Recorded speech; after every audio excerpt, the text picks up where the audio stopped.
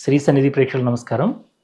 మనం ఎందరో యోగులను, ఎందరో గురువులను, మరెందరో సాధకులను నిత్యం కలుస్తూనే ఉన్నాం.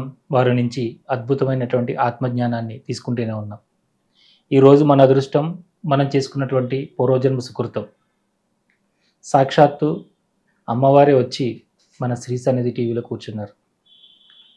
వారు ఎవరిని ఎందుకు ఎప్పుడు ఎంచుకుంటారో ఎవరికి కూడా అంతుపట్టదు.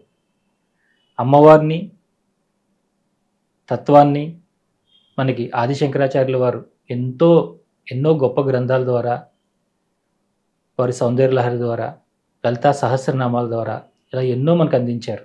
కానీ ఈ రోజున ఉన్నటువంటి నేటి యుగానికి అత్యంత సరళంగా అందించడానికి ఎందరో గురువులు నిత్యం ప్రయత్నిస్తూనే ఉన్నారు. వారిలో అగ్రగణ్యులు శ్రీ పసుమర్తి వెంకట దుర్గా సుబ్రహ్మణ్యం గారు. గురుగారు ఈరోజు ఇక్కడికి రావడం, మనందరికీ వారి యొక్క ఆశీస్సులు అందిస్తూ మనకి సమయాన్ని కేటాయించడం నిజంగా మనం చేసుకున్నటువంటి అదృష్టం. మరి ఏమాత్రం సమయం వృధా చేయకుండా వారితో సత్సంగాన్ని కొనసాగిద్దాం. నమస్కారం గురుగారు. శ్రీమాత్రే నమః. చాలా సంతోషం అండి, మీరు మాకు సమయం ఇచ్చారు. ఏదైనా ఒక అమ్మవారి శ్లోకంతో కానీ అమ్మవారి ప్రార్థనతో ఈరోజు కార్యక్రమం ప్రారంభిద్దాం. సింధూరారుణ విగ్రహాం త్రినయనాం మాణిక్యమౌళిస్ఫురత్తరానాయక శేఖరాం స్మితముఖీం ఆపీనవక్షోరుహాం పాణిభ్యాం అలిపూర్ణరత్నచషకం రక్తోత్పలం బిభ్రతీం సౌమ్యాం రక్తఘటస్థరక్తచరణాం ధ్యాయేత్ పరామంబికాం. అమ్మవారు సింధూరారుణ విగ్రహం. సింధూరం ఎలా ఉంటుంది? ఎర్రగా ఉంటుంది. అలాగా సింధూరారుణ విగ్రహం. ఆవిడ సింధూర వర్ణం ఎలా అయితే ఉందో అలాగా. యాక్చువల్గా చెప్పాలంటే సర్వారుణ అన్నావు చోట. సర్వారుణ అనవద్యాంగి, అమ్మా నువ్వు చాలా ఎర్రగా ఉంటావు. అనవద్యాంగి, నీ శరీరంలోని ఏ అంగాలకి కూడా ఏ రకంగానూ కూడా వంకలు పెట్టలేని అనవద్యాంగి అన్నాం. సర్వారుణ అనవద్యాంగి సర్వాభరణ భూషిత అన్నాం. అన్నిటికన్నా ముందు ఏమంటాం మనం? శ్రీమాత్రే నమః.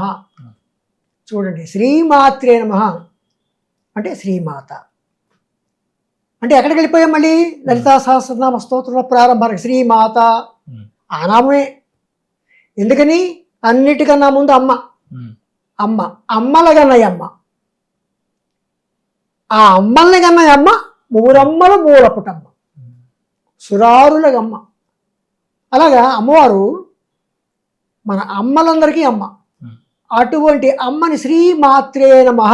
చూడండి, ఇది ఎవరు ప్రారంభించారు, ఎవరు రాశారు అనేసరికల్లా దీనికి ఒక చరిత్ర ఉంది. అగస్త్యుల వారు హయగ్రీవులు వారిని అడిగారు, ఏమనంటే నాకు ఎన్నో నేర్పారు. అంతర్యాగ కర్మశ్చైవ బహిర్యాగ కర్మస్తదా, ఇలాగా అంతర్యాగం బహిర్యాగం ఇలాంటి యాగ అన్నీ చెప్పారు. ఎన్నో సహస్రనామాల గురించి చెప్పారు. కానీ నాకు లలితా సహస్రనామం గురించి ఎందుకు చెప్పలేదు? నాకు అర్హత ఉందా లేదా? ఎందుకు లేదు అని అంటే అప్పుడు చెప్పారు. హయగ్రీవుల వారు ఏం చెప్పారంటే, నువ్వు అన్నీ తెలుసున్నవాడే. అగస్త్య మహర్షి అంటే అక్కడ ఏమన్నారంటే లోపాముద్రాపతే అగస్త్య. చూడండి, సీతారాములు అన్నాం, సీత ముందు వచ్చింది. అలాగే రాధాకృష్ణుడు అన్నాం, రుక్మిణీ కృష్ణుడు అన్నాం. అన్ని సమయాల్లో ఏం చేస్తున్నాం అంటే ముందు జీవిత భాగస్వామి భార్య పేరు అంటే సీతారాములను ఎప్పుడైతే అన్నామో, అలాగే ఇక్కడ అమ్మవారిని ఎలా చెప్పుకున్నారంటే సీతారాములు ఇవన్నీ చెప్పుకున్నట్టుగానే అమ్మవారిని కూడా ఇక్కడ లోపాముద్రేపతగస్య. లోపాముద్రాపతేగస్య అంటే లోపాముద్ర ఎవరంటే మనకి లోపాముద్రార్చిత అని ఒక నామం ఉంది. అంటే లోపాముద్ర అమ్మవారికి అత్యంత ప్రియమైన శిష్యురాలు. ఆమెకు శ్రీ విద్యను ఉపదేశించింది. అటువంటి లోపాముద్రకి భర్త అగస్త్యుడు.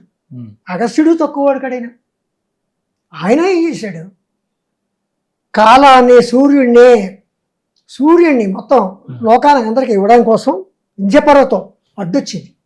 వింధ్యపర్వతం అడ్డొచ్చింది. ఎందుకు అడ్డొచ్చింది అంటే విపరీతమైన అహంకారంతో పెరిగిపోతూ వచ్చాడు. పెరిగిపోతుంటే అప్పుడు సంధ్యావందనం చేసుకోవడం కుదరట్లేదు, కాలం తెలియట్లేదు. సూర్యుడేమో వచ్చేసాడు అప్పటికే తన రథంతో, అనూరుడేమో రథం నడుపుతుంటే ముందుకు రథం వెళ్ళటలేదు. ఎందుకని అక్కడ వింధ్యాద్రి రెడ్డి వచ్చింది. అప్పుడు అగస్త్యుడు ఏం చేశాడు, ఉండు నాయన నువ్వు ఉండు, నీ తాలూకు గొప్పతనం మాకు తెలుసు, నువ్వు కొంచెం కిందకుండు, నేను దక్షిణాద్రికి వెళ్ళాలి, దక్షిణాద్రికి వెళ్ళి అక్కడ అవన్నీ నేను దర్శించవలసిన చాలా ఉన్నాయి అన్నాడు. అంటే అంత గొప్పవాడు.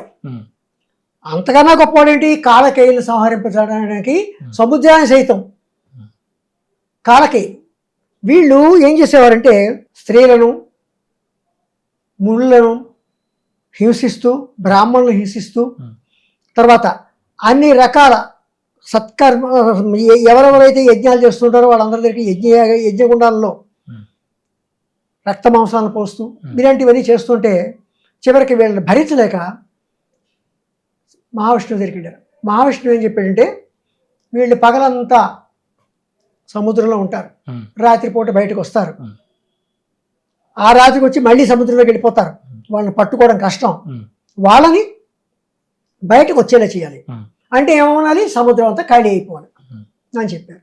సముద్రం ఎలా ఖాళీ అవుతుంది, దానికి కావాల్సింది ఏమిటి, నీరు తోడాలి. ఈ రోజున మోటార్లతోటి నీళ్లు తోడలేవు, ఆ రోజున సముద్రం ఎలా తోడతారు, ఏది చేదలతో తోడతారా, బిందెలతో తోడతారా, ఎక్కడ తీసుకుపోతారు, ఎక్కడ తీసుకుపోయినా ఆ భూమి మీద ఉంటాయి.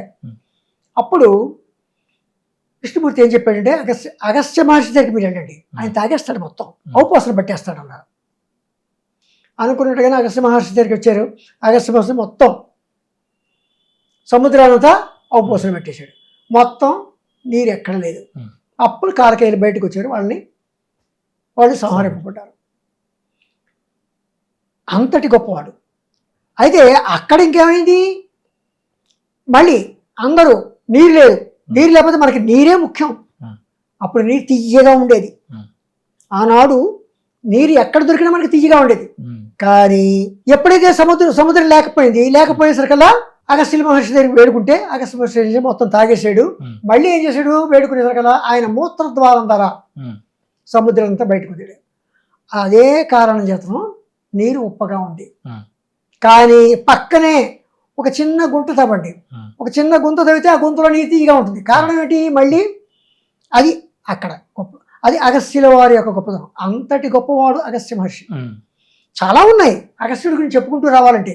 అంతటి గొప్పవాడు నీకు కూడా హయగ్రీవులో లోపాముద్రాపతి అగస్త్య అన్నారు. నీకు చెప్పాలనే చెప్తాను, కానీ గురువుని శిష్యుడు అడగాలి, అడిగితే కానీ చెప్పకూడదని నేను చెప్పలేదు ఇంతకాలం. ఎందుకు చెప్పలేదంటే ఇవి చాలా రహస్యమైన లలితా సహస్రం అంటే లలిత నామాలు అంటేనే చాలా రహస్యమైనవి. రహస్యమైన అంటే ఏమిటి, ఎన్నో అర్థాలు ఉన్నాయి. అదొకటే కాకుండా నా శఠాయ, నా దుష్టాయ, నా విశ్వాసాయ కరీచిత్. శఠుడికి కానీ దుష్టుడికి కానీ దుర్మార్గుడికి కానీ చెప్పకూడదు. వాటిని అంత వాళ్ళకి దగ్గర మాత్రం రహస్యంగా ఉంచాలి. అలాగే రహస్యాతి రహస్యం ఏంటంటే అందులో ఒక నామం తీసుకుంటే ఎంతో అర్థం ఉంది. అంతటి గొప్ప నామాలని నేను నీకు చెప్పాలి, నువ్వు అడిగేదాకా చెప్పకూడదు అనుకుని ఇప్పుడు నేను చెప్తాను తప్పకుండా. కానీ ఇవి ఎలా ప్రాదుర్భవించాయి అని చెప్పి అప్పుడు అగస్త్యుల వారికి హయగ్రీవుల వారు ఏం చెప్పారంటే, అంతకుముందు దేవతలు యజ్ఞాలు చేసేవారు, హోమాలు చేసేవారు, పూజలు చేసేవారు, పెద్ద పెద్ద దైవ కార్యాలన్నీ చేసేవారు. అవి చాలా కష్టమైనవి, మడి తడి ఆచారం ఇలాంటివన్నీ ఉండేవి. కానీ అవి ఎవరు, బ్రాహ్మణులు మాత్రమే చేయాలి. క్షత్రియులు చేయించాలి, బ్రాహ్మణులు చేయాలి. అటువంటిది అమ్మవారు ఏం చేసిందంటే, ఇంతమందికి ఈ నామాలు ఇవి యజ్ఞాలు హోమాలు యాగాలు చేస్తున్నారు కదా, దానివల్ల అంత కష్టతరమైన చేస్తే ఎలా కుదురుతుంది, వీళ్ళందరికీ ఏదో ఒక సులభమైన మార్గం చేయాలని చెప్పి అమ్మవారు ఏం చేసిందంటే, తన శరీరంలో అమ్మవారికి 360 కిరణాలు ఉన్నాయి. అమ్మవారి యొక్క 360 కిరణాల నుంచి 8 కిరణాలను బయటికి తీసింది. వాళ్ళెవరంటే వసిన్యాది వాగ్దేవతలు. వసిని, కామేశ్వరి, మోదిని, విమల, అరుణ, జైని, సర్వేశ్వరి, కౌళిని అనే 8 మందిని తీసుకొచ్చి వాళ్ళని బయటపెట్టి మీరు నా అంశని ఉద్భవించారు. శ్రీచక్రం గురించి మీకు బాగా తెలుసు, నా యొక్క తత్వం గురించి మీకు బాగా తెలుసు. కనుక మీరు ఏం చేయాలంటే నామాల్ని రాయండి, నా నామాలు రాయండి. నామాలు వినాలంటే నాకు ఎంతో ఇష్టం, నాకు ఎంతో మహా ఇష్టం. అంచేత ఎక్కడ నామాలు చదువుతుంటే, ఎక్కడ నా నామాలు చదువుతుంటే నేను అక్కడే ఉంటాను, అక్కడే ఉండి వింటూ ఉంటాను, నేను ఆనందిస్తుంటాను. వాళ్ళకి యజ్ఞాలు, యాగాలు, మహా క్రతువులు ఇవన్నీ చేసే పుణ్యాన్ని కూడా నేను వాళ్ళకి ఫలితాన్ని కూడా వాళ్ళకి ఇస్తాను. అంచేత మీరు ఇవి రాయండి అన్నారు. వీరు వాగ్దేవతలు, వసిన్యాది వాగ్దేవతలు. వీరు ఎలాంటి వాగ్దేవతలు అంటే ఆ నుంచి క్షా వరకు ఉన్న సంస్కృత అక్షరాలు 51 అక్షరాలకి కూడా వీళ్ళు 8 సమూహాలకి వీళ్ళు అధిపతులు. అమ్ నుంచి ఆ వరకు ఒకడు, కా నుంచి ఇన్యా వరకు ఒకడు, చా నుంచి ఇణే వరకు ఒకడు, టా నుంచి ఇణా వరకు ఒకడు, తా నుంచి నా వరకు ఒకడు, పా నుంచి మా వరకు ఒకడు, యారా అలా వా శేష సాక్ష అని ఇలా 8 సమూహాలకి వీళ్ళు 8 మంది అధిపతులు. వాళ్ళు ఏమిటంటే అక్షరాలంటే మన నోటంటే వచ్చే ప్రతి ఈ మాటలోనే అక్షరం ఉంది. అంటే వాగ్దేవతలు అన్నమాట, వాక్కి దేవతలు. అటువంటి వాగ్దేవతల చేత రాయమని చెప్పింది. కోట్లాది దేవీ నామాలు ఉన్నాయి, దేవి సహస్రనామాలు ఉన్నాయి. అందులో గంగా, యమున, రాజరాజేశ్వరి, బాల, శ్యామల, లలిత అని ఇలాగా మొత్తం కోట్లాది రహస్యనామాల్లో గంగా, భవానీ, గాయత్రి, కాళీ, లక్ష్మి, సరస్వతి, రాజరాజేశ్వరి, బాల, శ్యామల, లలిత అని ఇన్ని నామాలు ఉన్నాయి. ఈ 10 నామాలు అత్యుత్తమైనవి. ఆ 10 నామాల్లో ఈ వాగ్దేవతలు రాసిన సహస్రనామాలంటే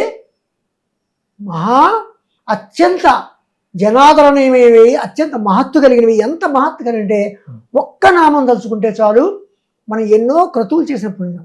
ఒక్క నామం తలుచుకుంటే చాలు ఎన్నో ఎన్నో ఎన్నో సంవత్సరాలు తపస్సు చేసినంత పాపం. ఎందుకు అంటే వాళ్ళు రాశారు. వాళ్ళు ఎలా రాశారు చూడండి. శ్రీమాత అని ప్రారంభించారు. వసిన్యాది వాగ్దేవతలు శ్రీమాత అని ప్రారంభించారు. ఎలాగా అమ్మవారు ఎప్పుడైతే చెప్పిందో నామాలు రాశారు. వీళ్ళు లలితా సహస్రనామ స్తోత్రం రాశారు. రాసిన తర్వాత అప్పుడు అమ్మవారు రోజుని చింతామణి గృహంలో పెద్ద సభ తీర్చుంది. సభలో లక్ష్మీనారాయణులు, బ్రహ్మ సరస్వతులు, గౌరీ శంకరులు, కోట్లాది రూపాల్లో మహాచతుషష్ఠి కోటి యోగిని గణదేవతలు అంతమంది కూడా 576 కోట్ల మంది. వీళ్ళందరూ దేవతలందరూ కూడా పెద్ద పేరు. అందులో వారాహిదేవి, తర్వాత మంత్రిని శ్యామలాదేవి, ఇలా అమ్మవారి బలగం అంతా అక్కడికి వచ్చి మొత్తం సభలో ఉంటే అమ్మవారి సభనంతా మొత్తం పరికరిస్తుంది. చిరునవ్వుతో పంచబ్రహ్మాసనం మీద కూర్చుంది. అటువంటి పంచబ్రహ్మాసనం అంటే ఏమిటంటే బ్రహ్మ, విష్ణు, రుద్రులు, మహేశ్వరుడు, తర్వాత సదాశివుడు, వీళ్ళ చేత ఏర్పడింది. ఆ సదాశివుడు పాంపు. అటువంటి బ్రహ్మాసనం మీద కూర్చుని ఒక్కసారి అందరినీ చూసి అక్కడ వసిన్యాది వాగ్దేవతలు కూర్చుంటే వాళ్ళతోటి చిరునవ్వు చిన్న చిరునవ్వు, అమ్మవారు చిరునవ్వు నవ్వితే అనంతకోటి సూర్యుల యొక్క కాంతి కనిపిస్తుంది, అనంతకోటి చంద్రుల యొక్క చల్లదనం వినిపిస్తుంది. అమృత తుల్యమైన ఏవో మనకి వినిపిస్తూ ఉంటాయి ఆ యొక్క పలుకులు. అందుకే అన్నారు కదా అమ్మవారిని ఎవరు నిజ సల్లాప మాధుర్య వినిర్భత్సిత కచ్చపి. అమ్మవారిని ఏమన్నారంటే నిజ సల్లాప వినిర్భత్సిత కచ్చపి. అటువంటి వాగ్దేవతలు రాసిన నామాల్లో మొట్టమొదటి శ్రీమాత అన్నారు. అంటే కాన్సెప్ట్ చూడండి ఎంత కాన్సెప్ట్ అంటే ఆ అనేది అమ్మ కదా, అదే దృష్టిలో పెట్టుకున్నారు వాళ్ళు. అందుకని వాళ్ళు ఏం చేశారంటే శ్రీమాత అన్నారు. శ్రీ అంటే మనం శ్రీరామ అని రాస్తాం. శ్రీకారం చూడతాం, దేనికైనా ముందు శ్రీకారం చూడతాం. అంటే శుభం, సంపత్కరం, అన్ని రకాల మంగళకరం. శ్రీ అనే పదానికి ఎన్నో అర్థాలు ఉన్నాయి. శ్రేయస్కరం, ఇన్ని శబ్దాలు అంటుకొని శ్రీమాత శ్రీతో ప్రారంభించారు. మనం ఏదో రాస్తుంటాం చూడండి, శ్రీ చూడటం చూడండి, అక్కడ కూడా శ్రీమాత అన్నారు. అందుకే మనం ఎవరైనా సరే ఒక్కసారి ఎవరినైనా మనం పలకరించుకుంటే శ్రీమాత్రే నమః అంటాం, ఉమ్, అది కారణం. అలాగా శ్రీమాత్రే నమః అని ఆ నామానికి అంత విలువ ఉంది. మీరు 1000 నామాలు మీరు చెప్పక్కరే, శ్రీమాత శ్రీమాత్రే నమః అంటే చాలు. మీకు మొత్తం లలితా సహస్రనామాలు అన్నీ కూడా అలాగే అమ్మవారు రాయించుకుంది అని లలితా సహస్రనామ ప్రాదుర్భావం.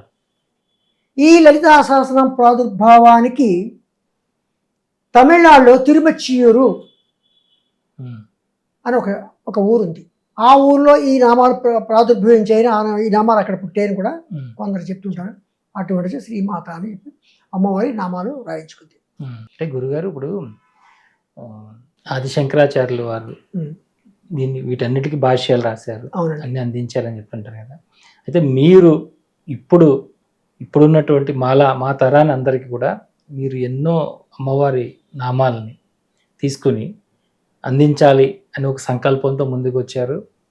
ఆ విధంగా మీరు ఎన్నో గ్రంథాలు కూడా రచించారు. అయితే మీకు అసలు ఈ బీజము, అమ్మవారి బీజం మీకు ఎక్కడ పడింది? ఎవరు మీ గురువులు? ఎవరు? ఏ ఉపాసనతో మీరు ముందుకు వచ్చారు? దీనికి కారణం ఏంటంటేనండి, మా ఇంట్లో అమ్మవారిని ఆరాధించడం అనేది లేదు. మా ఇంట్లో అమ్మవారిని ఆరాధించడం అనేది లేదు. నేను ఉద్యోగం వెతుక్కుంటూ, అప్పటికి మేము మా నాన్నగారు శ్రీకాకుళం జిల్లాలో పనిచేస్తుంటాము. ఉద్యోగం వెతుక్కుంటూ గరివిడి అనే ఊరు వెళ్ళాను. అక్కడ శ్రీరామ్ నగర్ అంటే ఇది ఒక పెద్ద ఫ్యాక్టరీ. దాదాపు 10,000 మంది డైరెక్ట్ అండ్ ఇండైరెక్ట్ ఎంప్లాయీస్ అక్కడ వర్క్ చేసేవారు. అక్కడికి వెళ్ళాను. ఒక కాంట్రాక్టర్గా మామూలుగా చిన్న ఉద్యోగం లాంటివి చేస్తుండేవాడిని, ఓ సూపర్వైజర్గా మైన్స్లో, గనుల్లో చేస్తున్నప్పుడు ఒక మాస్టర్ ఏమన్నారంటే, ఎరా బాబు నువ్వేటి, నువ్వు చూస్తే 16 ఏళ్ళవాడివి, అప్పటికి 16 సంవత్సరాలు, 16 ఏళ్ళవాడివి, నువ్వు మెట్రిక్ చదివానుండవు, తర్వాత చదువుకోలేదా అంటే, చదువుకునే స్తోమత లేదు, నాకు ఉద్యోగం కావాలి అన్న. ఉద్యోగం కావాలి అంటే ఉండైతే నేను ఒక మాట చెప్తాను, ఇక్కడ కొండా రామనాథరావు గారు అని చెప్పి ఫ్యాక్టరీలో ఆయన ప్రొడక్షన్ కంట్రోలర్, వాళ్ళ ఇంటికి వెళ్ళు, ఆయన దగ్గరికి వెళ్ళిపో, నీకు అక్కడ ఉద్యోగం దొరుకుతుంది, ఖచ్చితంగా ఆయన ద్వారా ఉద్యోగం దొరుకుతుంది అన్నారు. మరి ఆయన ఏ మాట అన్నారో నాకు తెలీదు. వాళ్ళ ఇంటికి వెళ్ళాను. వాళ్ళ ఇంటికి వెళ్ళేసాక రామనాథరావు గారు అప్పుడే స్నానం చేసి వస్తున్నారు. ఆయన భార్య ఇందిరమ్మ గారు అక్కడ కూర్చున్నారు మంచం మీద బెడ్రూమ్లో. నన్ను పరిచయం చేశారు. పరిచయం చేసేసరికల్లా మా ఇంట్లో ఉండిపో అన్నారు. ఉంటానండి అన్న. వాళ్ళు ఉద్యోగం ఇస్తారో మా అంటారో నాకు తెలియదు. ఉండిపోమన్నారు. ఉంటానండి అన్న. ఎప్పటి నుంచి వస్తావు అన్నారు. ఇప్పుడే ఉండిపోతానండి అన్న. ఉండిపోతానని సరే అయితే నీ బట్టలు అవి తెచ్చేసుకో అన్నారు. నా బట్టలు ఏం లేదు, నేను సంచిలో 2 జతల బట్టలు ఉన్నాయంటే అలా గోడకి తగిలించాను. ఇంకా అక్కడి నుంచి వాళ్ళు ఉద్యోగం ఇస్తారు, వాళ్ళ ఇంట్లో ఉందని లోపలికి వెళ్ళేసరికి అలా మహానుభావుడు కుర్తాళ మౌని స్వామి శిష్యుడు కొండా కోటయ్య గారు, ఆయన శ్రీ విద్యోపాసకుడు, కుర్తాళ మౌని స్వామి శిష్యుడు. ఆయన దేవతార్చనలో కూర్చున్నారు. ఆయనకి అప్పటికి 88 సంవత్సరాలు. ఆయనకి మా మామయ్య గారు నమస్కారం చెయ్యి అన్నారు. నమస్కారం చేసి ఇలా చూశారు. చూసి కూర్చో అన్నారు. కూర్చో. అది వాళ్ళ ఇంట్లో అలా ప్రవేశించారు. ఆయన శ్రీ విద్యోపాసకుడు. ఆయన భార్య జానకమ్మ గారు లలితా సహస్రము, ఖడ్గమాల, త్రిశతి అనర్గళంగా చెప్పేస్తారు, పుస్తకం లేకుండా. అమ్మవారి అర్చనలు వాళ్ళ ఇంట్లో చేస్తారు. అటువంటి వాళ్ళ ఇంట్లో నేను ఆ రకంగా చేరాను. ఆయన ముందు ఆయన ద్వారా అంటే ఆ రకంగా కూడా ఓ రోజు తెల్లవారుజామున నేను మామూలుగా ఇంటి దగ్గర పడుకున్నాను. టక్కన ఎందుకో కళ్ళ ముందు పెద్ద మెరుపు మెరిసింది. ఇది నిజం, యథార్థంగా చెప్తున్నా. ఎవరెవరో అతిశయోక్తి చెప్తారు కానీ నేను నిజంగా చెప్తాను. పడుకున్నాను మా ఇంట్లో, తాటేకిల్లి మది. వాళ్ళ ఇల్లు రైలు పట్టాలి కాబట్టి, మా ఇల్లు రైలు పట్టాలి కాబట్టి ఆ రోజు పడుకున్నా. తెల్లవారుజామున టక్కన ఏదో మెరుపు మెరిసినట్టుగా వచ్చింది. లేచాను. అది ఎప్పుడైంది 4, 5 అయింది. సరే మామూలుగా ఉదయం 6, 6:30 కల్లా ఆయన దేవతార్చన చేసుకుంటారు, సమయానికి వెళ్దామని వాళ్ళ ఇంటికి వెళ్ళాను. వెళ్ళిన తర్వాత తాతయ్య గారు ఇలాగా మెలకు వచ్చిందండి, ఇలాగ నాకేదో మెరుపు మెరిసినట్టుగా అనిపించింది. ఏమీ లేదు, నేను నీకు గణపతి మంత్రం ఉపదేశిస్తాను అన్నారు. అది ఆయన గణపతి మంత్రం ఉపదేశించారండి. గణపతి అయిన తర్వాత అనుష్ఠానం చేస్తుంటే తర్వాత శక్తి పంచాక్షరి ఉపదేశించారు. శక్తి పంచాక్షరి అయితే బాలా త్రిపుర సుందరి ఉపదేశించారు. అది అయిన తర్వాత ఏం చేశారంటే పంచదశి ఉపదేశించారు. అప్పటి నుంచి వాళ్ళ ఇంట్లో ఉండిపోతూ ఉమ్, అలాగా నేను ఆ రకంగా అమ్మవారు శ్రీ విద్య అనేది ఆ మాత్రం నాకు కొంచెం ఉంటుంది. ఉమ్, కాకపోతే నాకు ఏంటంటే మొదటి నుంచి కొంచెం కళ పట్టుకుని లేనిపోయినవన్నీ కవిత్వంలా రాయడం అలవాటు. ఉమ్, చిన్న చిన్న గేయాలు పద్యాలు రాయడం అప్పటికే అలవాటు. అలవాటు అవడం చేత ఏం చేశారంటే ఛందస్సు నాకు నేర్పారు. ఉమ్, ఛందస్సు నేర్పి ఆయన ఉపనిషత్తుల మీద పద్యాలు రాశారండి. ఉమ్, అన్ని ఉపనిషత్తులకి ఇంచుమించుగా రాశారు పద్యాలు. ఉమ్, అవి నాకు చూపిస్తుండేవారు. నేను కూడా ఇంక అప్పుడే కొంచెం కొంచెం చిన్న చిన్న పద్యాలు రాయడం. వాళ్ళ మనవరాల మ్యారేజ్కి నేను పద్యాలు రాశాను, ఉమ్, నవరత్నాలు రాస్తే అప్పుడు పద్యాలు కరెక్ట్ చేయడానికి అక్కడి నుంచి పద్యాలు నేర్పడం, పద్యాలు రాయడం నేర్పడం. తర్వాత ఇంగ్లీష్ ఏదైనా అప్పటికి ఇంకా ఇంగ్లీష్ వచ్చిరాని ఇంగ్లీష్ అని చేయడం అని చెప్పి ఆ రకంగా నాకు. ఆయన కొడుకేమో కొండా రామనాథరావు గారు ఫ్యాక్టరీలో ప్రొడక్షన్ కంట్రోల్. ఆయన ఏం చేశారంటే ఆయన డిపార్ట్మెంట్లో నాకు ఉద్యోగం ఇచ్చారు. ఉమ్, అదేమిటి, ఆయన డేటా ప్రాసెసింగ్ ఆఫీసర్. ఆ రోజుల్లో కంప్యూటర్ అప్పటికి కంప్యూటర్స్ రాలేవు, పంచిక డేటా. అప్పుడు ఆయన అందులో నన్ను తీసుకున్నా. క్లార్క్గా తీసుకున్నారు. అక్కడ ఉద్యోగం కంప్యూటర్స్ అంటే డేటా ప్రాసెసింగ్ డిపార్ట్మెంట్లో నాకు గుమస్తాగా ఆయన ఉద్యోగం ఇచ్చారు. అంటే సాఫ్ట్వేర్కి ఫౌండేషన్ అది, ఫౌండేషన్. శ్రీ విద్యోపాసన ఫౌండేషన్ ఇది. ఉమ్, ఆ రకంగా అప్పటి నుంచి వచ్చాను. తర్వాత ఉద్యోగం దాదాపు ఇంచుమించుగా చదువు నేను మామూలుగా ఉద్యోగం చేస్తున్నది కదా, ఊరికే జపం చేసుకునేవాడిని తప్ప ఉమ్, ఇలాగ రాయాలి నేను అనుకున్నాను. నాకు 2017లో స్మార్ట్ ఫోన్ వచ్చింది. అప్పుడు ఏం చేశానంటే ఈ ముందు భాగవత శ్లోకాలు, వేదవ్యాసుల వారి శ్లోకాలు, తాత్పర్యాలు, ఉమ్, తర్వాత ఈ లలితా సహస్రనామాలు సంక్షిప్తంగా రాస్తుంటాడు. తర్వాత ఏం చేశారంటే ఇంకా విడమర్చి రాయాలని చెప్పి భాస్కర్ రాయల వారిది ఉమ్, సౌభాగ్య భాస్కరం తీసుకున్నాను. ఉమ్, తర్వాత చాగంటి కోటేశ్వరరావు గారివి, ఉమ్, తర్వాత స్వామి షణ్ముఖ శర్మ గారివి, ఇంకా ఇతరత్ర ఉపన్యాసాలు వింటూ ఉండేవాడిని. ఉమ్, తర్వాత ఏవో గ్రంథాలు చదువుతూ ఉండేవాడిని. Hmm. చదువుతూ క్రమంగా ఏం చేశారంటే ఇలా నామాలు రాసుకుంటూ వచ్చాను. ఉమ్, 2017లో స్మార్ట్ ఫోన్ ద్వారా Hmm. మొత్తం అందరికీ కూడా లలితా సహస్రనామాలని చేశాను. అలా రామనామాలు రాసుకుంటూ చివరికి అందరూ అడిగేవారు, దీనికి Hmm. ఈయన బుక్ ఏమైనా ప్రింట్ చేశారా అన్నారు. Hmm. అప్పటికి ఇంకా లేదు. ఇది ఎలా రాస్తూనే ఉన్నాను. రాస్తుండగానే ఏమైందంటే ఈ నామాలు చదువుతున్న వాళ్ళు ఒకరు ఫోన్ చేశారు నాకు. ఉమ్, ఏమంటే మీరు నామాలు రాశారు కానీ ఇది నంది విద్యా నామాలు ఉన్నాయి, నంది విద్యా నామాలు మీకు తెలుసా అని అడిగారు. ఉమ్, చూస్తాను అన్నాను. ఉమ్, చూడగా 732వ నామం నామపారాయణ ప్రీత ఉమ్, అని ఒక నామం ఉంది. నామం. ఆ నామంలో భాస్కర్ రాయల వారు అమ్మవారికి సంస్కృతాక్షరాలు ఆ నుంచి క్ష వరకు ఉన్న 51 అక్షరాలకి ఉమ్, అసంఖ్యాకమైన నామాలు అమ్మవారికి వ్రాయవచ్చు అని ఉమ్, అప్పుడు ఆయన చెప్పారు. అసంఖ్యాకమైన నామాలు రాయవచ్చు అంటే ఎలా రాయాలని చెప్పి అదే నామం చదువుకుంటూ వస్తే ఉమ్, ఆ నుంచి ఒక కూర్పు ఇచ్చారు, ఎలా కూర్చోలో చెప్పారు. అది ఏమిటంటే ముఖ్యంగా మన శరీరంలో ఉమ్, షట్చక్రాలు ఉన్నాయి. షట్చక్రాలు ఎక్కడ అందరూ మూలాధారం అని చెప్పుకుంటారు. ఉమ్, మూలాధారం, స్వాదిష్టానం, ఉమ్, తర్వాత మణిపూరం, అనాహతం, విశుద్ధి, ఆజ్ఞాచక్రం, సహస్రారం. కానీ అలా కాదు, విశుద్ధి నుంచి ప్రారంభించారు. ఉమ్, ఎలాగంటే వజ్రేశ్వరి వామదేవి, వయోవస్థ వివర్జిత, సిద్ధేశ్వరి సిద్ధ విద్య, సిద్ధమాత యశస్విని, ఇవి 7 నామాలు.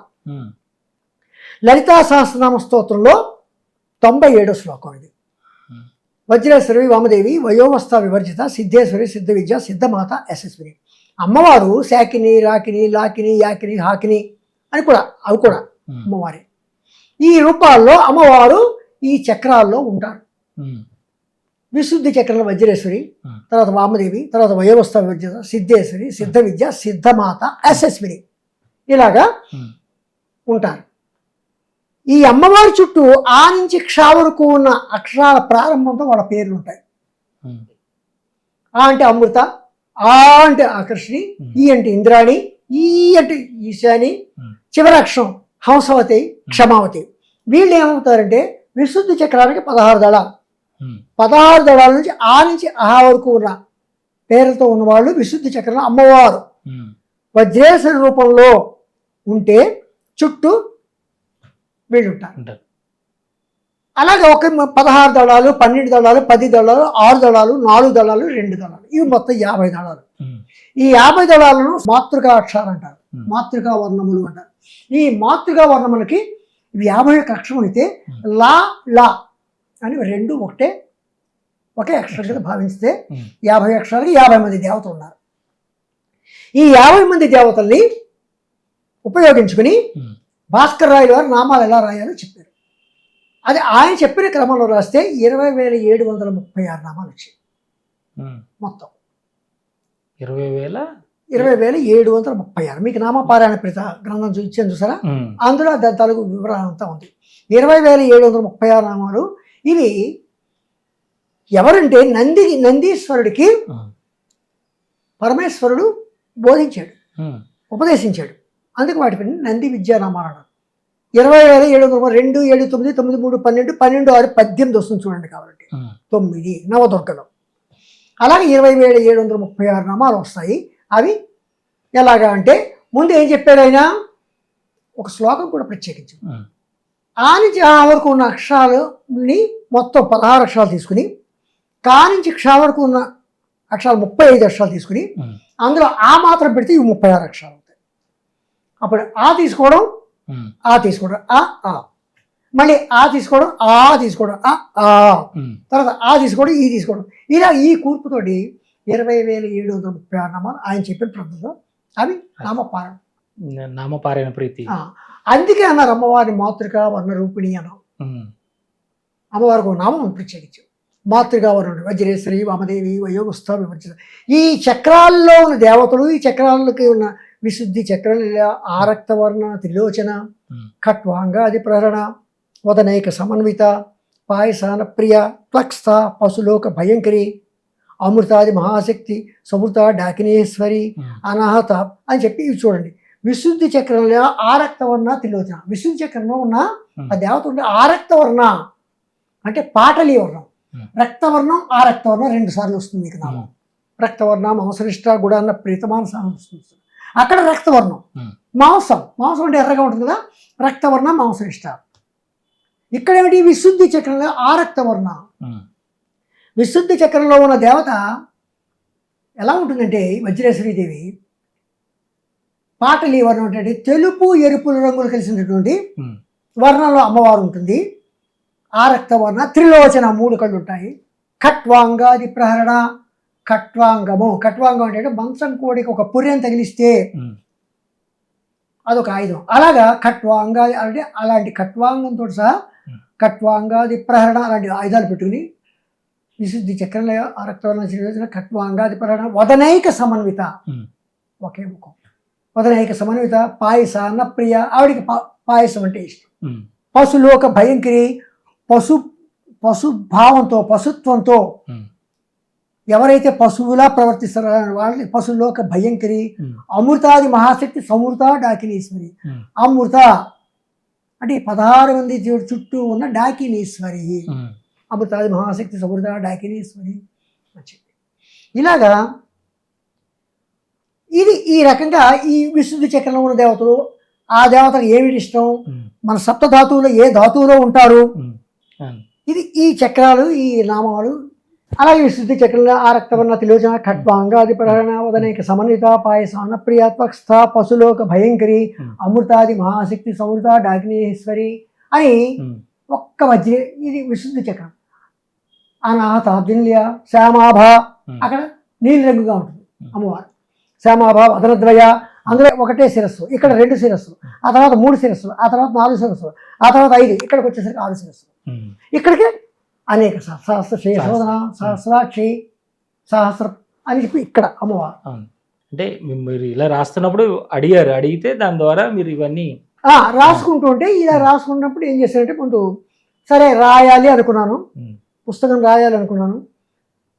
ముందు రాయాలనుకుని ఏం చేశానంటే నామపారాయణ ప్రీతావిష్కరణకి నేను అనంతపురంలో ఒక దేవి నవాహ యజ్ఞం తలపెట్టాను. అక్కడ ఆవిష్కరించుదామని అనుకున్నాను. కానీ ఇది అప్పటికి నాకు ఇంకా పుస్తకం పబ్లిష్ చేయడంలో అనుభవం లేక నేను అప్పటికే ఇవ్వలేకపోయాను. తర్వాత ప్రయత్నిస్తే ఏమైంది, అందరూ ఏమన్నారంటే అందరూ రాస్తున్నారు వ్యాఖ్యానంతో పాటు అమ్మవారి చిత్రం కూడా ఉంటే బాగుంటుందండి అన్నారు. ఉమ్, అమ్మవారి చిత్రం బాగుంటుంది అంటే అమ్మవారి చిత్రం ఏదో చిత్రం పెట్టేసి ఎలా బాగుంటుంది? ఉమ్, నామంలో భావానికి తగినట్టుగా. ఉమ్, మనకి ఇంటర్నెట్లో నామంలోని భావానికి తగినట్టుగా చిత్రాలు ఎక్కడా దొరకవు. ఉమ్, ఇంటర్నెట్లో చిత్రాలు దొరుకుతాయి. ఉమ్.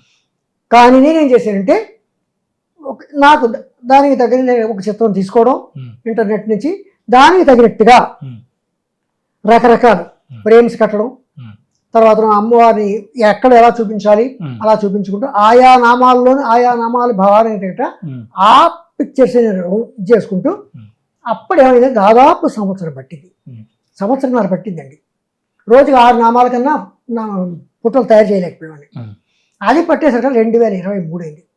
నేను బుక్ రాయడానికి లేట్ అవ్వడానికి కూడా కారణం, బుక్ పబ్లిష్ చేయడానికి లేట్ అవ్వడానికి కూడా కారణం ఇదొకటి. ఉమ్, ఎందుకని?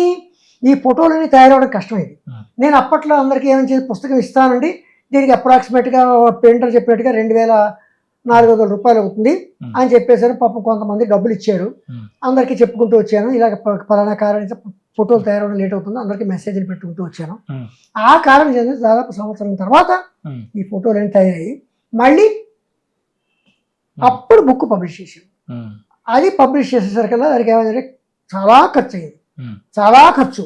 నా దగ్గర అంత డబ్బు లేదు. ఉమ్. దాదాపు 29 లక్షల రూపాయలు. అబ్బా.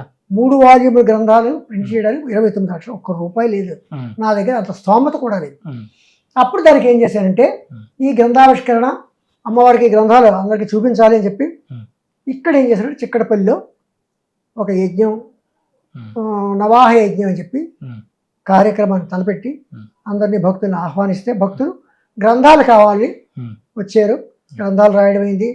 ఏదైతే నుండి ఆ గ్రంథాలు 1200 గ్రంథాలు అప్పుడే అయిపోయాయి. ఉమ్, ఎవరికి ఇచ్చారో ఎవరు లేదో, ఎందుకంటే రకరకాల వాళ్ళు అందులో ఉమ్, డిస్ట్రిబ్యూషన్ దిగారు, ఉమ్, ఏమేం చేశారో మనకు తెలీదు. ఉమ్, గ్రంథాలు మాత్రం లేకుండా అయిపోయాయి. ఉమ్, డబ్బులు కూడా ఉమ్, నా చేయడం కూడా ఉమ్, అది అవసరం లేదు. ఎందుకంటే ఇప్పుడు ఇక్కడ ఇలాంటివి మాట్లాడకూడదు. ఉమ్, మొత్తం మీద కొంతమందికి అందరి మాట కూడా వాస్తవం. ఉమ్, ఇప్పుడు మళ్ళీ ఏం చేశానంటే అదే గ్రంథాన్ని ఉమ్, ఇప్పుడు అక్షరాలు పెద్దవి చేసి, ఉమ్, తర్వాత పేజీలు, అక్షరాలు పెద్దవి అయితే పేజీలు పెరుగుతాయి. ఉమ్, అందుకని ఏం చేశారంటే 3 వాల్యూమ్లు అమెరికా నుంచి ఈ కుటుంబరావు గారిని నేను దాదాపు 1,50,000 ఇచ్చారండి. ఉమ్, నాకు గ్రంథాలు కావాలి అని చెప్పి ఒక 50 గ్రంథాలు కావాలని 1,50,000 ఇచ్చారంటే 3,000 రూపాయలు చొప్పున ఆయన పేమెంట్ చేశారు.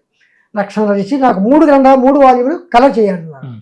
నేను అక్షరం పెద్ద చేయడం, ఆయన చెప్పిన 3 కలర్లో పెట్టి ఉమ్. ఇప్పుడు ఆ గ్రంథం ప్రింట్ అవుతుంది. ఉమ్, అది ఆ రకంగా ఈ గ్రంథాన్ని. కానీ ఈ లోపల ఏమైందంటే ఆస్ట్రేలియా నుంచి రోజు, ఆయన పేరు ఏంటంటే గోదావరి శివకుమార్ గారు, ఆయన ఆస్ట్రేలియాలో ఉమ్, జాబ్, ఆయన డాక్టర్ అనుకుంటా, ఉమ్, డాక్టర్ ఫిజియోథెరపిస్ట్.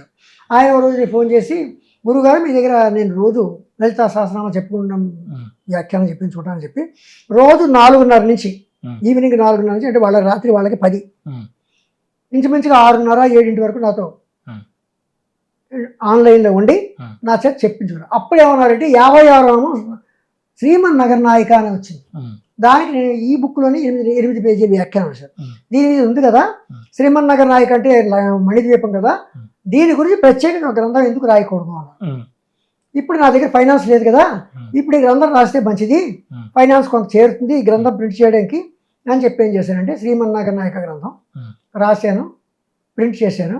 ఇప్పుడు ఏం చేస్తారంటే భక్తులందరూ ముందుకు వచ్చి ఈ గ్రంథాన్ని తీసుకుంటారు. ఈ గ్రంథాన్ని తీసుకోవడం వల్ల నాకు ఇప్పుడు ఫైనాన్స్ క్రమంగా వస్తుంది. ఇప్పుడు ఈ గ్రంథాన్ని పబ్లిష్ చేస్తారు.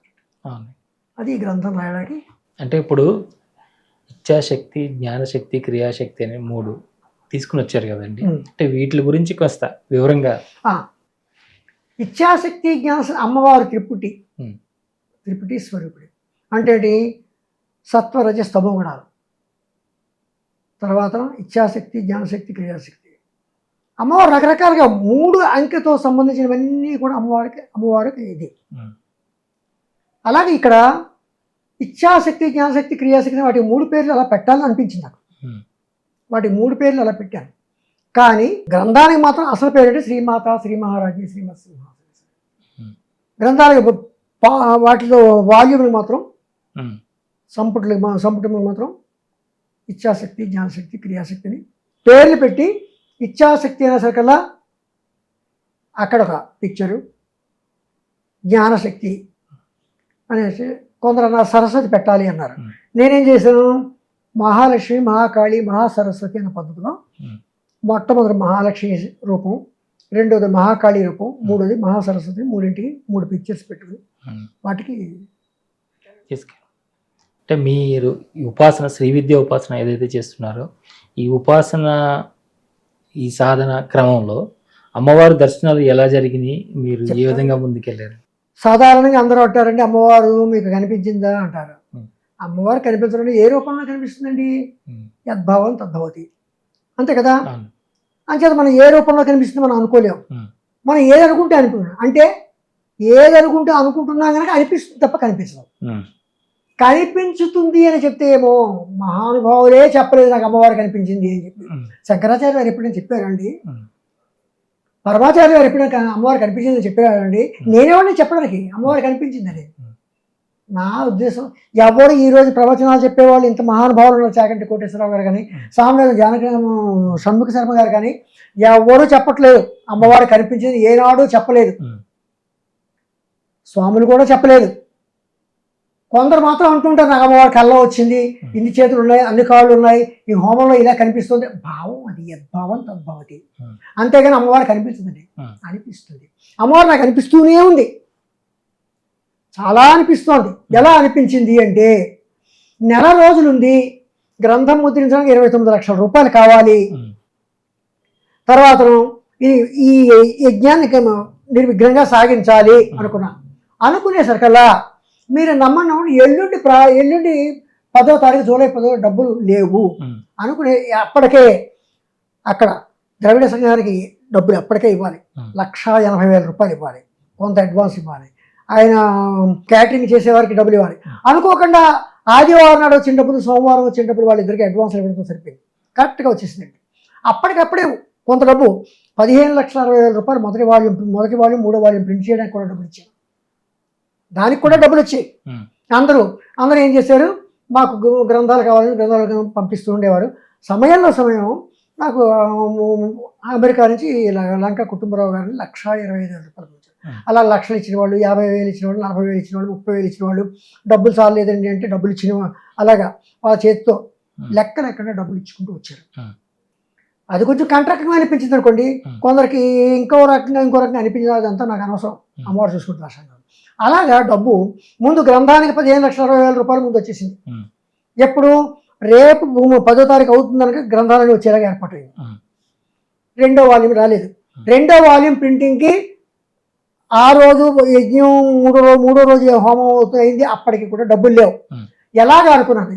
ఇప్పుడు చెప్పండి, రెండో వాల్యూమ్కి హోమం అయిపోయిన తర్వాత 3 రోజుల కార్యక్రమం అయిపోయిన తర్వాత అక్కడి నుంచి డబ్బులు వచ్చాయి నాకు. దాన్ని బట్టి ఆలోచించాను, అమ్మవారు ఉందా, అమ్మవారు ఉందంటే అనిపిస్తుందా లేదనిపిస్తుందా, ఆ రకంగా అనిపించింది. అదొకటే కాదు, అడుగడుగున ఎంతో మంది సూర్యుడికి అరిచేయి అడ్డుపెట్టి నా కార్యక్రమాన్ని ఆటంకపరచాలని, నిందలు వేశారు. నిందలు కూడా వేయాలని ఆలోచిస్తున్నారు. అయినప్పటికీ ఇప్పుడు ఈ శ్రీమన్నారాయణ నాయక రాయడానికి వారం రోజులు కూడా పట్టలేదు, 3 లక్షల రూపాయలు పంపించారు నాకు. ఈ రోజుకి నేను భక్తులు ఇచ్చిన డబ్బులతోనే గ్రంథాలు ప్రింట్ చేశాను, భక్తులు ఇచ్చిన డబ్బులతో ఈ కార్యక్రమాలను చేశాను. ఏమండి, అది అనిపించడం అంటే. ఎలాగా శ్రీమన్నారాయణ నాయక రాయాలంటే నాకు ప్రశాంతమైన ప్రదేశం కావాలి. వచ్చాను, హైదరాబాద్ వచ్చేటప్పుడు నేను హైదరాబాద్ వస్తానంటే ఒక మహానుభావుడికి చెప్పాను. అంతకుముందు ఇక్కడ వెంకటచలం గారి ఇంట్లో కూడా 10 రోజులు దాదాపు ఉన్నానండి, మా ఫ్రెండ్. అలాగే ఆయన ఏం చేశారంటే, మా ఇంట్లో ఉండండి, మా పై ఆయన కిరణ్ గారిని ఉండండి అన్నారు. అక్కడ ఉన్నాను. కానీ అక్కడ భోజనానికి అప్పుడు విష్ణు సహస్రనామ క్షేత్రం అని అక్కడ లంక వెంకటరామ శాస్త్రి గారు అని చెప్పి దానికి ప్రెసిడెంట్, ఆయన అడిగారండి, ఏమండి ఇలాగ నాకు ప్రశాంతంగా గ్రంథం రాయాలంటే మా క్షేత్రానికి వచ్చేయండి, అక్కడ మీకు రూమ్ ఇస్తాను. రూమ్ అన్ని వసతులతో, వేడి నీళ్ళు, చక్కని ఒక హోటల్ రూమ్లో ఉంది. ఆ రూమ్ ఇచ్చారు. 2 నెలల 15 రోజులు శ్రీమన్నారాయణ నాయక గ్రంథం. ఇప్పుడు చెప్పండి, అమ్మవారు కనిపిస్తుంది అంటారా? అమ్మవారు ఉన్నాను అనిపిస్తుంది. ఇప్పుడు కూడా అడుగడుగునా నాకు ఏదైనా ఆటంకం వస్తోంది అంటే ఖచ్చితంగా ఆవిడ నాకు ఏదో ఒక రకంగా ఈ రోజుకి ఏదైనా జ్వరం వచ్చింది అనుకోండి, మరణం వెంటనే తగ్గిపోతుంది. అంతేగాని దీర్ఘరోగంగా పడుకోవడం, ఒకసారి మా గురుగారు వెంకటచలం గారితో చెప్పాను, ఏమంటే నాకు టైఫాయిడ్ వచ్చినట్టుంది అన్న. అయినా సరే తిరిగేశాను, మళ్ళీ తగ్గిపోయింది. అలాగా దీర్ఘంగా నాకు ఏది రాలేదు.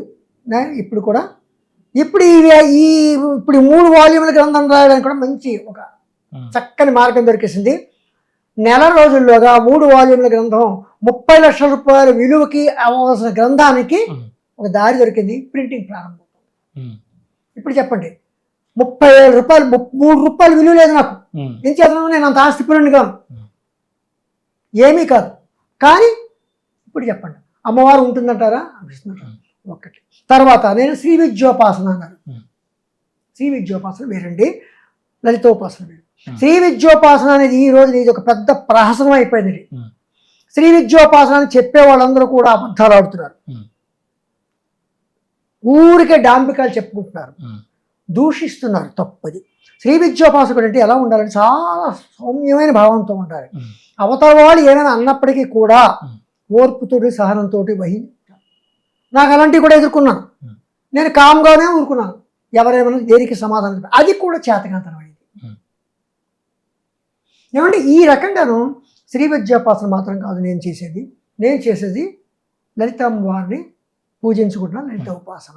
అందులో నాకు మా గురువు గారికి సంబంధించిన నామాలు ఉపదేశం చేసుకుంటాను.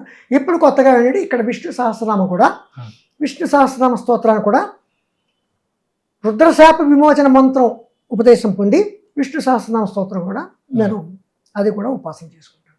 నేను ఉపాసకుడిని తప్ప శ్రీ విద్యోపాసకుడు మాత్రం కాదు. అంటే ఒకప్పుడు శ్రీ విద్యా ఉపాసన ఎవరైతే ఉన్నారో వాళ్ళే లలిత సహస్రనామాలు చదవాలి అని చెప్పారు. కరెక్ట్ కదా, మీరు చక్కని మాట అన్నారు.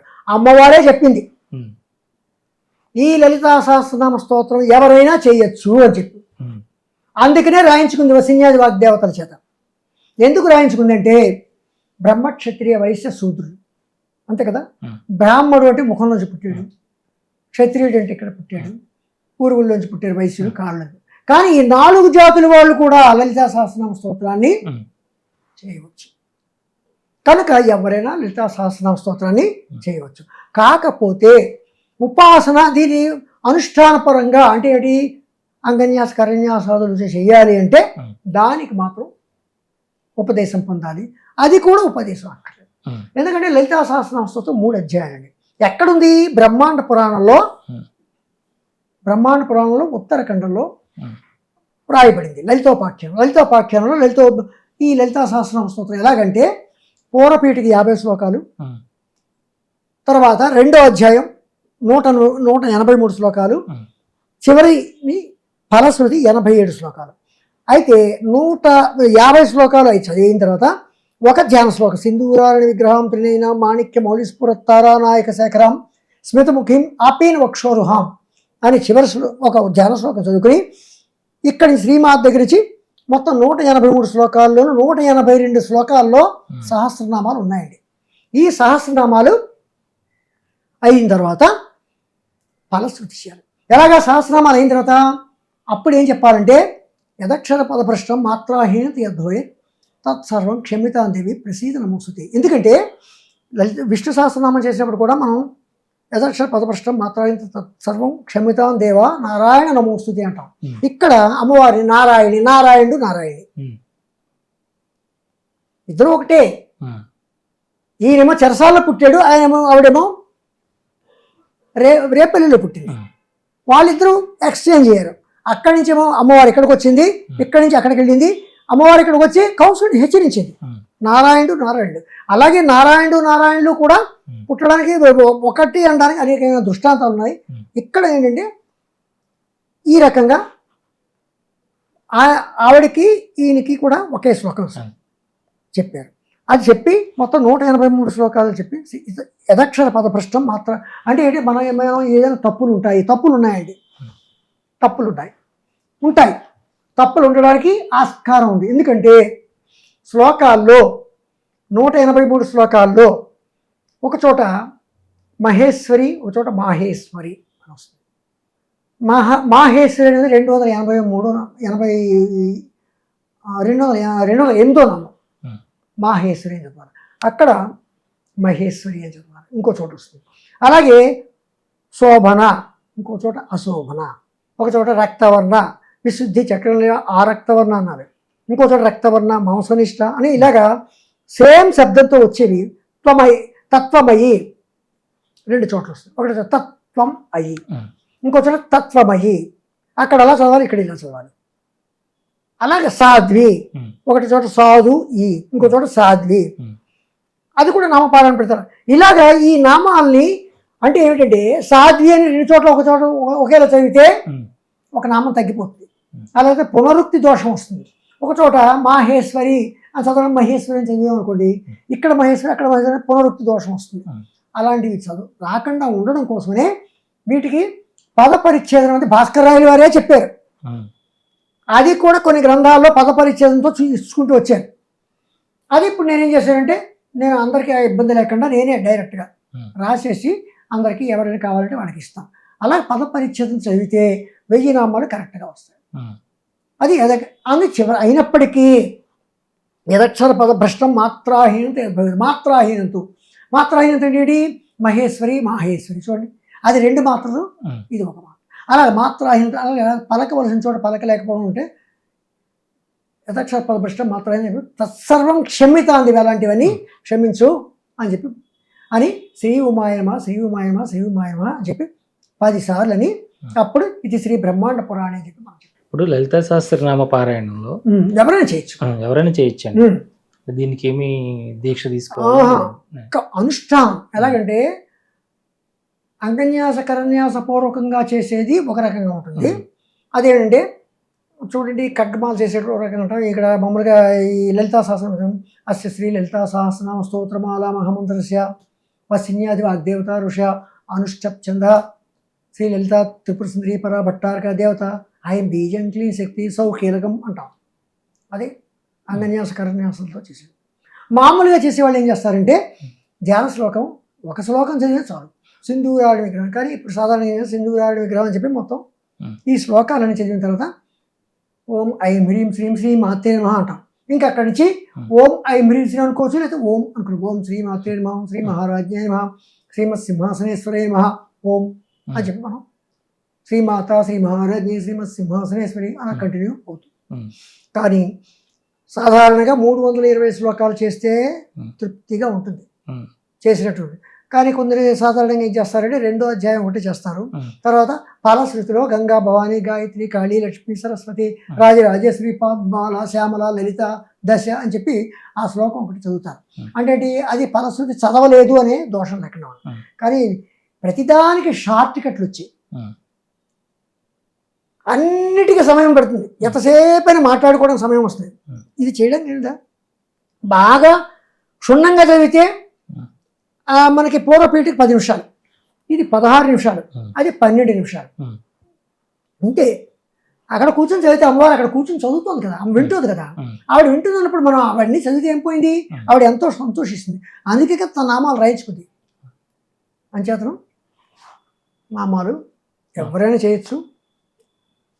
ఖడ్గమాల గురించి చెప్పండి. ఖడ్గమాల గురించి చెప్పాలంటే ఇంక సామాన్యంగా కాదండి. ఖడ్గమాల అది ఖడ్గమాల కాదండి, శుద్ధ శక్తిమాల. శుద్ధ శక్తిమాల అది ఖడ్గమాల కాదు, శుద్ధ శక్తిమాల. ఎందుకు శుద్ధ శక్తిమాల అని వచ్చిందంటే అస్య శ్రీ శుద్ధ శక్తిమాల మహామంత్రస్య. ఎందుకని ఈ ఖడ్గమాల అనేది 9 ఆవరణలోనూ 9 ఆవరణలు ఉన్నాయి. 9 ఆవరణలకి యోగిని దేవత ఉన్నారు, తర్వాత చక్రేశ్వరులు ఉన్నారు, మొట్టమొదటి త్రైలోక్య మోహన చక్రస్వామిని అంటాం. 9 ఆవరణలు ఎలాగంటే 5 సముద్భావ త్రిభుజాలు కిందకు ఉంటాయి, 4 సముద్భావ త్రిభుజాలు పైకి ఉంటాయి. అది ఈ 4 శివుడు, 5 శివుడు. అందుకే ఖడ్గమాలని ఏమంటామంటే శ్రీచక్రాన్ని శివశక్తి ఐక్యము అంటాం. ఏమండి ఈ ఖడ్గమాల ముందు ఫస్ట్ ఏమొస్తుంది? త్రైలోక్య మోహన చక్రస్వామి, త్రైలోక్య మోహన చక్రము అన్న. త్రైలోక్య మోహన చక్రం అంటే ఏమిటి? ఈ 3 లోకాల్లో ఉన్నటువంటివి అన్నీ కూడా మన అంత మనలో అంత ఈ ఖడ్గమాల చేసిన సాధకుడు అంత పరవశింపు చేయగలిగే సమర్థత ఉంటుంది. ఇందులో ఎవరున్నారు? 3 భూపురము, మొదటి భూపురం, రెండో భూపురం, మూడో భూపురం. మొదటి భూపురంలో 10 మంది ఉన్నారు, రెండో భూపురంలో 8 మంది ఉన్నారు, మూడో భూపురంలో 10 మంది ఉన్నారు. అణిమా సిద్ధే, నైమా సిద్ధే, మహిమా సిద్ధే, ఈ సిద్ధే, కొందరు గరిమా సిద్ధే కూడా చెప్తారు. కానీ శృంగేరి స్వాముల వారు చెప్పిన దాంట్లో గరిమా సిద్ధే లేదు. ఎందుకు అంటే 10 మంది అణిమా సిద్ధే, లైమా సిద్ధే, మహిమా సిద్ధే, ఈశిత్వ సిద్ధే, వసిత్వ సిద్ధే, ప్రాకామ సిద్ధే, భుక్తి సిద్ధే, ఇచ్ఛా సిద్ధే, ప్రాప్తి సిద్ధే, సర్వకామ సిద్ధే. ఈ 10 మంది, ఈ 10 మంది ఎవరంటే ఖడ్గ సిద్ధి దేవతలు అంటారు. ఆ ఖడ్గ సిద్ధి దేవతలు అనడం చేత ఖడ్గమాల అని వచ్చింది. మాల అంటే ఏమిటి? ఖడ్గమాల మంత్రం. మాలా మంత్రము ఒక నామం, శ్రీమాత్రే నమః ఒక నామం, అది ఒక మంత్రం, ఒక్క నామం అయితే. కానీ శ్రీమాత్రే నమః, శ్రీ మహారాజ్ఞే నమః, శ్రీమత్ సింహాసనేశ్వరి, ఇవన్నీ మంత్రాలే. ఈ మంత్రాలన్నీ ఒక మాల. అందుచేత వాటిని అస్య శ్రీ లలితా సహస్రనామ స్తోత్ర మాలామహం అంటున్నాం. ఇలాగే ఇక్కడ అస్య శ్రీ శుద్ధశక్తి మాలామహం మంత్రస్య అన్నాం. ఎందుకని? ఈ మంత్రాల యొక్క సంపుటాన్ని, అందుకని దాన్ని ఖడ్గమాల. కానీ ఇక్కడ శుద్ధ శక్తి మాల అంటాం. అది త్రైలోక్య మోహన చక్రం. ఆ తర్వాత సర్వాస పరిపూరక చక్రం. ఆ తర్వాత ఇంకా ఉన్నాయి సర్వసౌక్షోభణ చక్రం. ఇలాగ మొత్తం 9 చక్రాలు. చివరి చక్రం ఏంటంటే సర్వానందమయ చక్రం. ఇందులో సర్వరోగహర చక్రం ఉంటుంది. శ్రీ కామేశ్వరి, మోదిని, విమల, అరుణాజయిని, సర్వేశ్వరి, కౌళిని, త్రిపుర అని చెప్పి ప్రతి చోట కూడా ఇదేంటంటే శృంగేరి స్వాముల వారు 12వ స్వామి ఏం చెప్పారంటే 12వ పీఠాధిపతి ముందు ఆ చక్రం పేరు చెప్పాలి, ఆ చక్రేశ్వరి పేరు చెప్పాలి, అప్పుడు ఆ నామాలు చదవాలి. చివరగా ఆ యోగిని దేవత గురించి చెప్పుకోవాలి. అలాగే మొత్తం 9 అవరాలు ఖడ్గమాల అనేది అది. తర్వాత ఖడ్గమాలలో కూడా మళ్ళీ ఫలశ్రుతి ఉంది. ఏషా విద్యా మహాసిద్ధాయ స్మృతి మాతృత అగ్నిమాత మహాక్షోభే రాజా రాష్ట్రం అంటే ప్రతిదీ కూడా ఫలశ్రుతి అనేది ప్రత్యేకించి ఉంటుందండి. ప్రతి స్తోత్రానికి కూడా ఫలశ్రుతి ఉంటుంది, ప్రతి నామ మంత్రానికి కూడా ఫలశ్రుతి కూడా అని చెప్పుకోవాలి. అది ఖడ్గమాల. అంటే ఇది ఖడ్గమాల పారాయణం ఎవరైతే అంటే ఏ సమయాల్లో చేయాలి, ఎవరు చేయాలి, ఎలాంటి వారు చేస్తే దీనికి మంచి ఫలితం? ఖడ్గమాల అనుష్ఠాన పూర్వకంగా కూడా చేస్తాము, అంటే అంగన్యాస కరన్యాసులతో కూడా చేస్తాము, లేకపోతే పారాయణ పూర్వకంగా కూడా చేస్తాం. పారాయణ పూర్వకంగా చేయొచ్చు, అయితే అనుష్ఠాన పూర్వకంగా కూడా. అనుష్ఠాన పూర్వకంగా ఉపదేశం పొందిన వారు చేయాలి. పారాయణ అంటే మామూలు ఎవరైనా చేయొచ్చు. దాంట్లో కూడా ముందు మనం ఏం చేస్తామంటే ధ్యాన శ్లోకం ఉంటుంది, తర్వాత పారాయణ. పారాయణ మొత్తం ఇక్కడి నుంచి అణిమా సిద్ధి ముందు దానికన్నా అక్కడి నుంచి కాదు మనకి.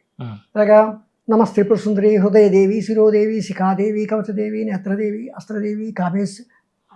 ఇది ఏమిటంటే యాక్చువల్గా 9 ఆవరణలోనూ 9 చక్రాలు, 9 చక్రాలకి దేవతలు ఉన్నారు. 9 చక్రాలకి దేవతలు, 9 చక్రాలకి చక్రేశ్వరులు ఉన్నారు. లోపల సర్వానందమయ చక్రం ఉంది. సర్వానందమయ చక్రంలో అమ్మవారి త్రికోణ రూపంలో ఉంటుంది, మధ్యలో బిందువు ఉంటుంది, బిందువులో పరమేశ్వరుడు ఉన్నారు. త్రైలోక్య మనిషి అది త్రికోణం. ఆ త్రికోణం చుట్టూ 15 మంది ఉన్నారు. వాళ్ళు ఎవరంటే కామేశ్వరి, భగవాని నిత్యకలిన, భేరుండ, వహ్నివాసిని, మహావజ్రేశ్వరి, శివదూతి, త్వరిత, కులసుందరి, నిత్య, నేల పతాక, విజయ, సర్వమంగళ, జ్వాలామాలిని, చిత్ర, మహానిత్య అని రెగ్యులర్గా అనేది శృంగేరి పీఠాధిపతి ఏమన్నారంటే విచిత్ర, శ్రీ విద్య. ఇక 15 మంది ఎలా ఉన్నారండి? కామేశ్వరి, భగవాని నిత్యకలిన, భేరుండ, ఇలా చుట్టూ ఈ పక్క నుంచి 5, ఈ పక్కన 5, ఈ పక్కన 5 ఉన్నారు. 15 మంది. మధ్యలో మహానిత్యం. అయితే వీళ్ళు ఎందుకు ఉన్నారు, వీళ్ళు ఎవరు అనేసరికి మరి తిథి దేవతలు. వీళ్ళు తిథి దేవతలు, వీళ్ళకి ఎందుకు పేరు వచ్చింది అది కూడా మనం ఆలోచించాలి. ఎందుకంటే వీళ్ళు వసిని, కామేశ్వరి, భగవాని నిత్యకలిన, భేరుండ, వహ్నివాసిని, మహావజ్రేశ్వరి, శివదూతి, త్వరిత, కులసుందరి, నిత్య, నేల పతాక, విజయ, సర్వమంగళ, జ్వాలామాలి, చిత్ర, మహానిత్య లేదా విచిత్ర, శ్రీ విద్య. వీళ్ళు 15 మంది ఏం చేస్తారంటే 15 రకాల కాంతులు ఉంటాయి వీళ్ళకి.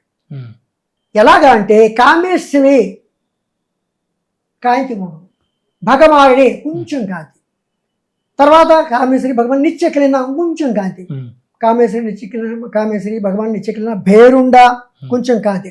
అలా పెరుగుతూ పెరుగుతూ పెరుగుతూ చివరికి వెళ్ళేసరికల్లా కాంతి పరిపూర్ణంగా వస్తుంది. అది ఏమిటంటే సింపుల్గా లెక్కేసుకుంటే 0 క్యాండిల్, 5 క్యాండిల్, 10 క్యాండిల్, ఇలా డిఫరెంట్ వోల్టేజ్లో డిఫరెంట్ క్యాండిల్స్తో మనకి బల్బులు ఎలాగైతే ఉన్నాయో వీళ్ళు ఆ రకమైన కాంతులతో ఉంటారు. వీళ్ళు ఏం చేస్తారంటే కామేశ్వరి అనేసరికల్లా అమావాస్య వెళ్ళిన పాడ్యం నాడు కాంతిని ఇస్తుంది. ఇస్తుందా కాంతి? ఇవ్వదు. ఎందుకు ఇవ్వదు అంటే ఆవిడ కాంతి ఇచ్చే స్వభావం కాదు కనుక కామేశ్వరి. అమావాస్య నాడు కాంతి ఉంటుందండి? ఉండదు. మర్నాడు కాంతి ఉంటుంది. అంటే ఆ కామేశ్వరి కాంతి చంద్రుడికి ఇస్తేనే అక్కడ చంద్రుడు భగమారిణి అనేసరికల్లా ఇలాగా ఒక్కొక్క రోజు ఒక్కొక్క తిథి దేవత. అంటే చంద్రుడికి కాంతులు ఇచ్చేవాళ్ళు ఎవరు అంటే తిథినిచ్చే దేవతలు. ఏమండి? ఈ తిథిన అందుకనగా తిథి మండల పూజిత అన్నాం అమ్మవారు. ఏమండి? అలాగా ఈ 15 మంది 15 కాంతులు ఇస్తుంటే అన్నిటికన్నా అత్యంత మహాకాంతిమైనది ఎవరంటే మహానిత్య. ఆవిడే శ్రీ విద్య స్వరూపుడి. అందుకని తన చుట్టూ వాళ్ళు ఉన్నారు. ఎవరు అంటే తిథి నిత్యాదేవతలు. అందుకని ఏం చెప్పారు? నమస్త్రిపుర సుందరి. వీళ్ళెవరు? నమస్త్రిపుర సుందరి, హృదయదేవి, శిరోదేవి, శిఖాదేవి, కవచదేవి, నేత్రదేవి, అస్త్రదేవి అని అన్న చూసారు. ఈ 6 మంది అమ్మవారికి అంగదేవతలు. 6 అంగదేవతలు. ఆ తర్వాత నిత్యాదేవతలు. ఈ ఇద్దరు అయిపోయారు కదా గురుమండలం. ఈ గురుమండలం కూడా ఒక విచిత్రంగా వచ్చేది. ఎలాగంటే పరమేశ్వరుడు ఏం చేశాడంటే అంతా తన పని హుమ్మును అన్నాడు. ఒకసారి హుంకరించేసరికల్లా నేను ఇన్ని పనులు చేశాను, నువ్వేమి చెయ్యవా అని అడిగింది అమ్మవారు. అడిగితే అన్నాడు. హుంకరించేసరికల్లా గురుమండలం ఏర్పడింది. ఒక గురుమండలం ఏర్పడింది. ఆ గురుమండలం ఎవరంటే సిద్ధవుగా, దివ్యవుగా, సిద్ధవుగా, తర్వాత మానవుగా 3 రకాల దేవతలు. దివ్యవుగా దేవతలు, గురువులు, సిద్ధులు, తర్వాత వీళ్ళు.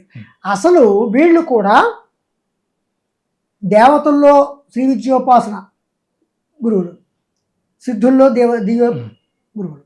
తర్వాత అది మళ్ళీ శృంగేరి స్వాములు ఏం చేశారంటే దక్షిణామూర్తిమై, నారాయణమై, బ్రహ్మమై, సనకమై, సనందనమై, సనాతనమై, సనత్ కుమారమై. దక్షిణామూర్తి ఎవరు? సాక్షాత్ పరమేశ్వరుడు. ఏమండి? అక్కడి నుంచి దక్షిణామూర్తి, నారాయణమై, బ్రహ్మ, సనకమై, సనందమై, వీళ్ళు 4 సనకలు. ఇలాగ వీళ్ళందరూ గురువులు. అందుకని ఏం చేశారంటే ఖడ్గమాలు చెప్పేటప్పుడు ముందు న్యాసాంగ దేవతలు ఎవరా?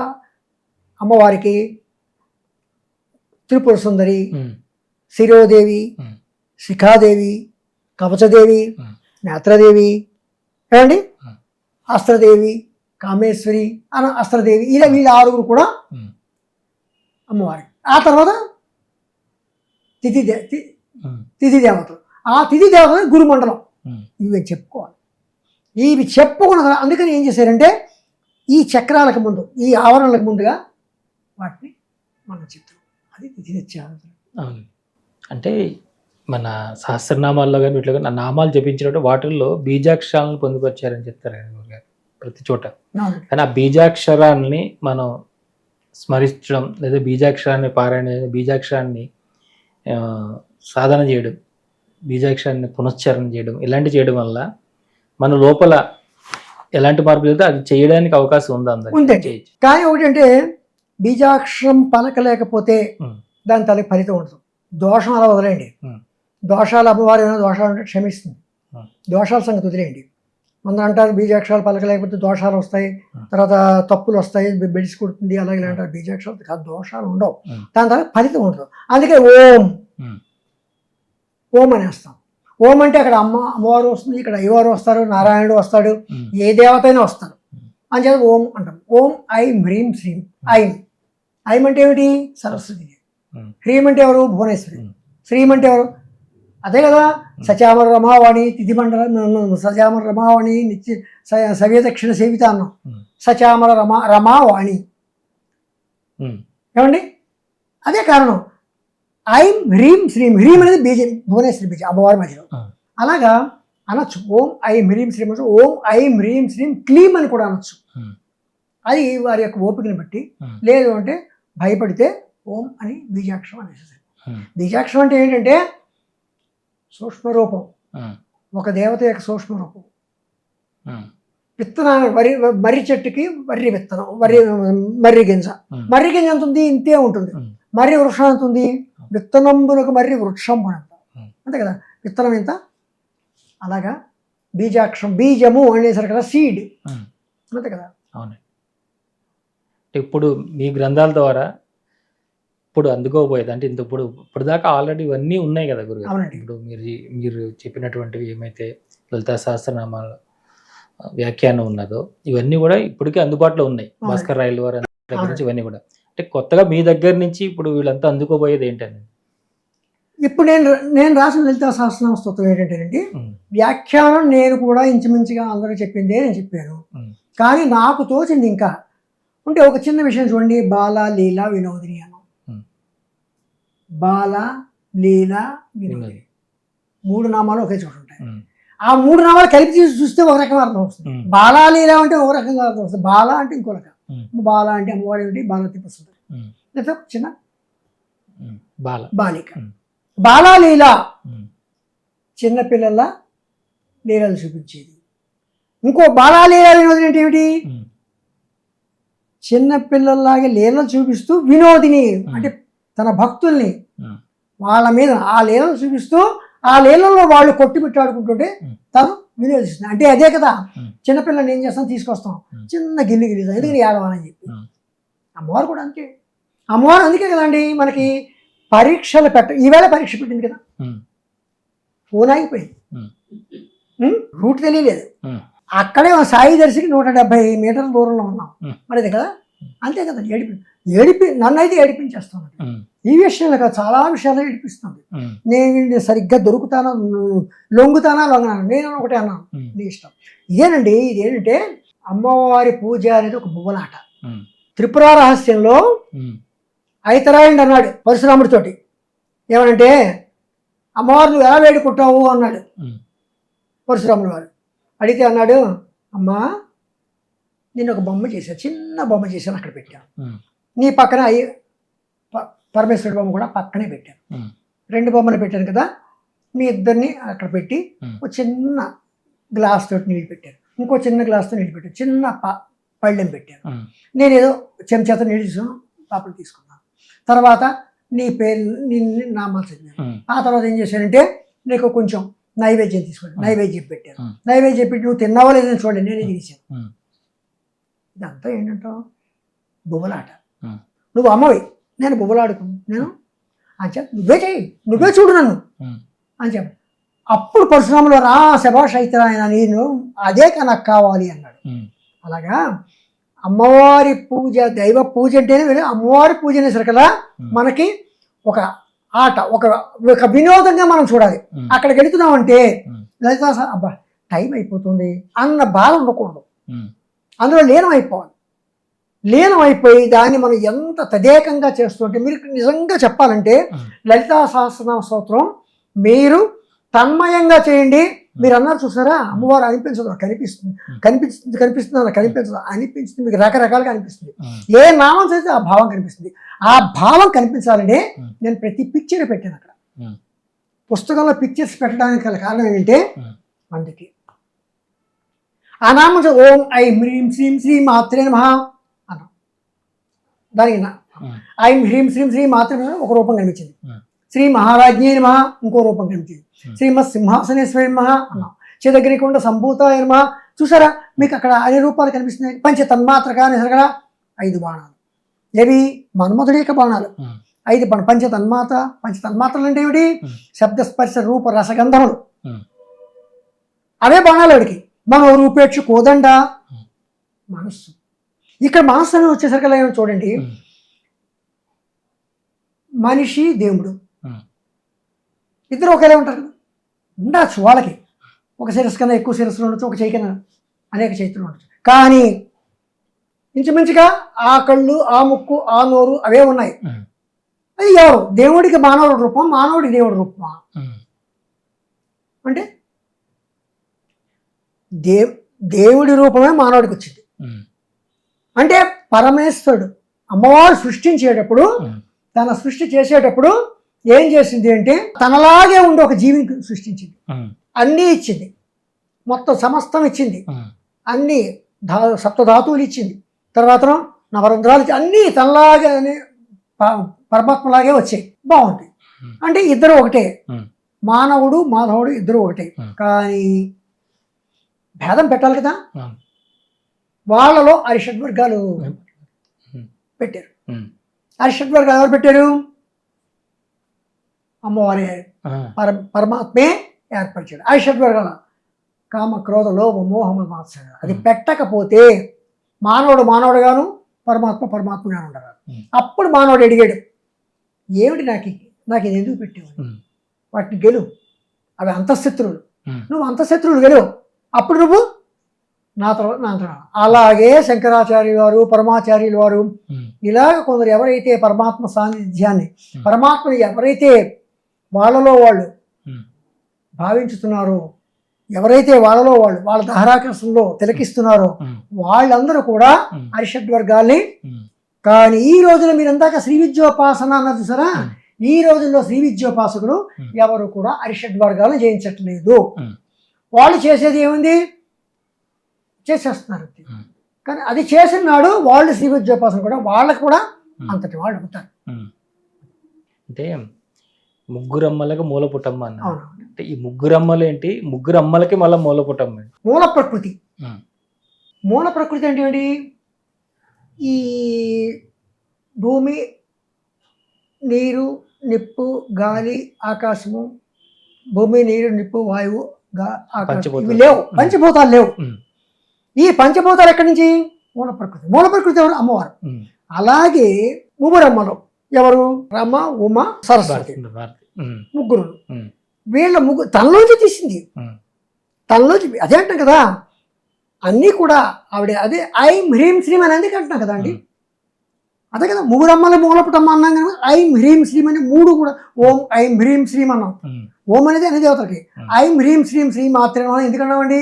ముగ్గురమ్మల స్వరూపం అని చెప్పి ఐం హ్రీం శ్రీం కాలమే ఇది. అంటే ఈ మూడు బీజాక్షరాలు ఆవిడవే, ముగ్గురమ్మల మూలపుటమ్మ.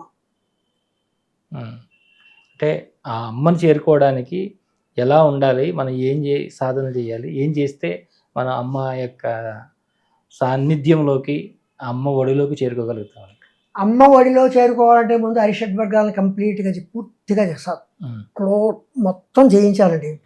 అది సాధ్యం కాని నాడు మనం చేయాలి అంత మాత్రం. ఎందుకంటే అమ్మని చేరాలంటే మనకు కర్మ పరిపక్వత కూడా కావాలి. ఎలాగంటే కామ క్రోధ లోభ మహమ చతుర్విధ పురుషార్థాలు ఉన్నాయి. ధర్మార్థ కామ మోక్షంలో. మోక్షం మంద కాదు, మనం సాధించలేము. ఎప్పుడు సాధిస్తాం? ధర్మార్థ కామములు మూడింటి కరెక్ట్గా. అలాగే మనం అరిషడ్వర్గాలను పూర్తిగా జయించాలి. అరిషడ్వర్గాలు మనలో లేవు, లేనట్టుగా. అదే జిల్లెలు మూడు అమ్మ ఏముంది? తాను సంసారంలో ఉండవచ్చు కానీ తనలో సంసారం ఉండకూడదు అని. చూడండి, ఆవిడ ఏం చదువుకుంది? ఆవిడ ఏం చదువుకుంది కానీ ఆవిడ అంతమంది చేత ఇక సాక్షాత్తు సిద్ధేశ్వర భారతి స్వాములు వారే వచ్చారు కదా. ఆవిడ ఏమిటి చూశారు? ఆయన ఎక్కడ? ఆయన మహాజ్ఞాని. అటువంటి ఆయనే వచ్చారంటే ఒక్కటి ఆలోచించారు. అదే కదా, ఏ వేదంబ పఠించలుతో భుజగంపే శాస్త్రము చదివి తానే విద్యాభ్యసనం కరి చెంచే మంత్రము ఊహించి బోధావిర్భావ నిదానము చదువులయ్యా కావు నీ పాద సంసేవా శక్తియేగాక శ్రీకాళ.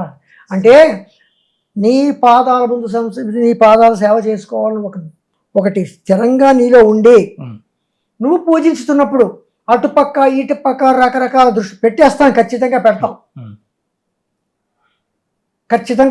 ఎప్పుడైతే పెట్టామో అప్పుడు. అందుకే కదా ఇప్పుడు ఇవి ధ్యానం, ఇవన్నీ ధ్యాన యోగాలు ఇవన్నీ వచ్చాయి కదా.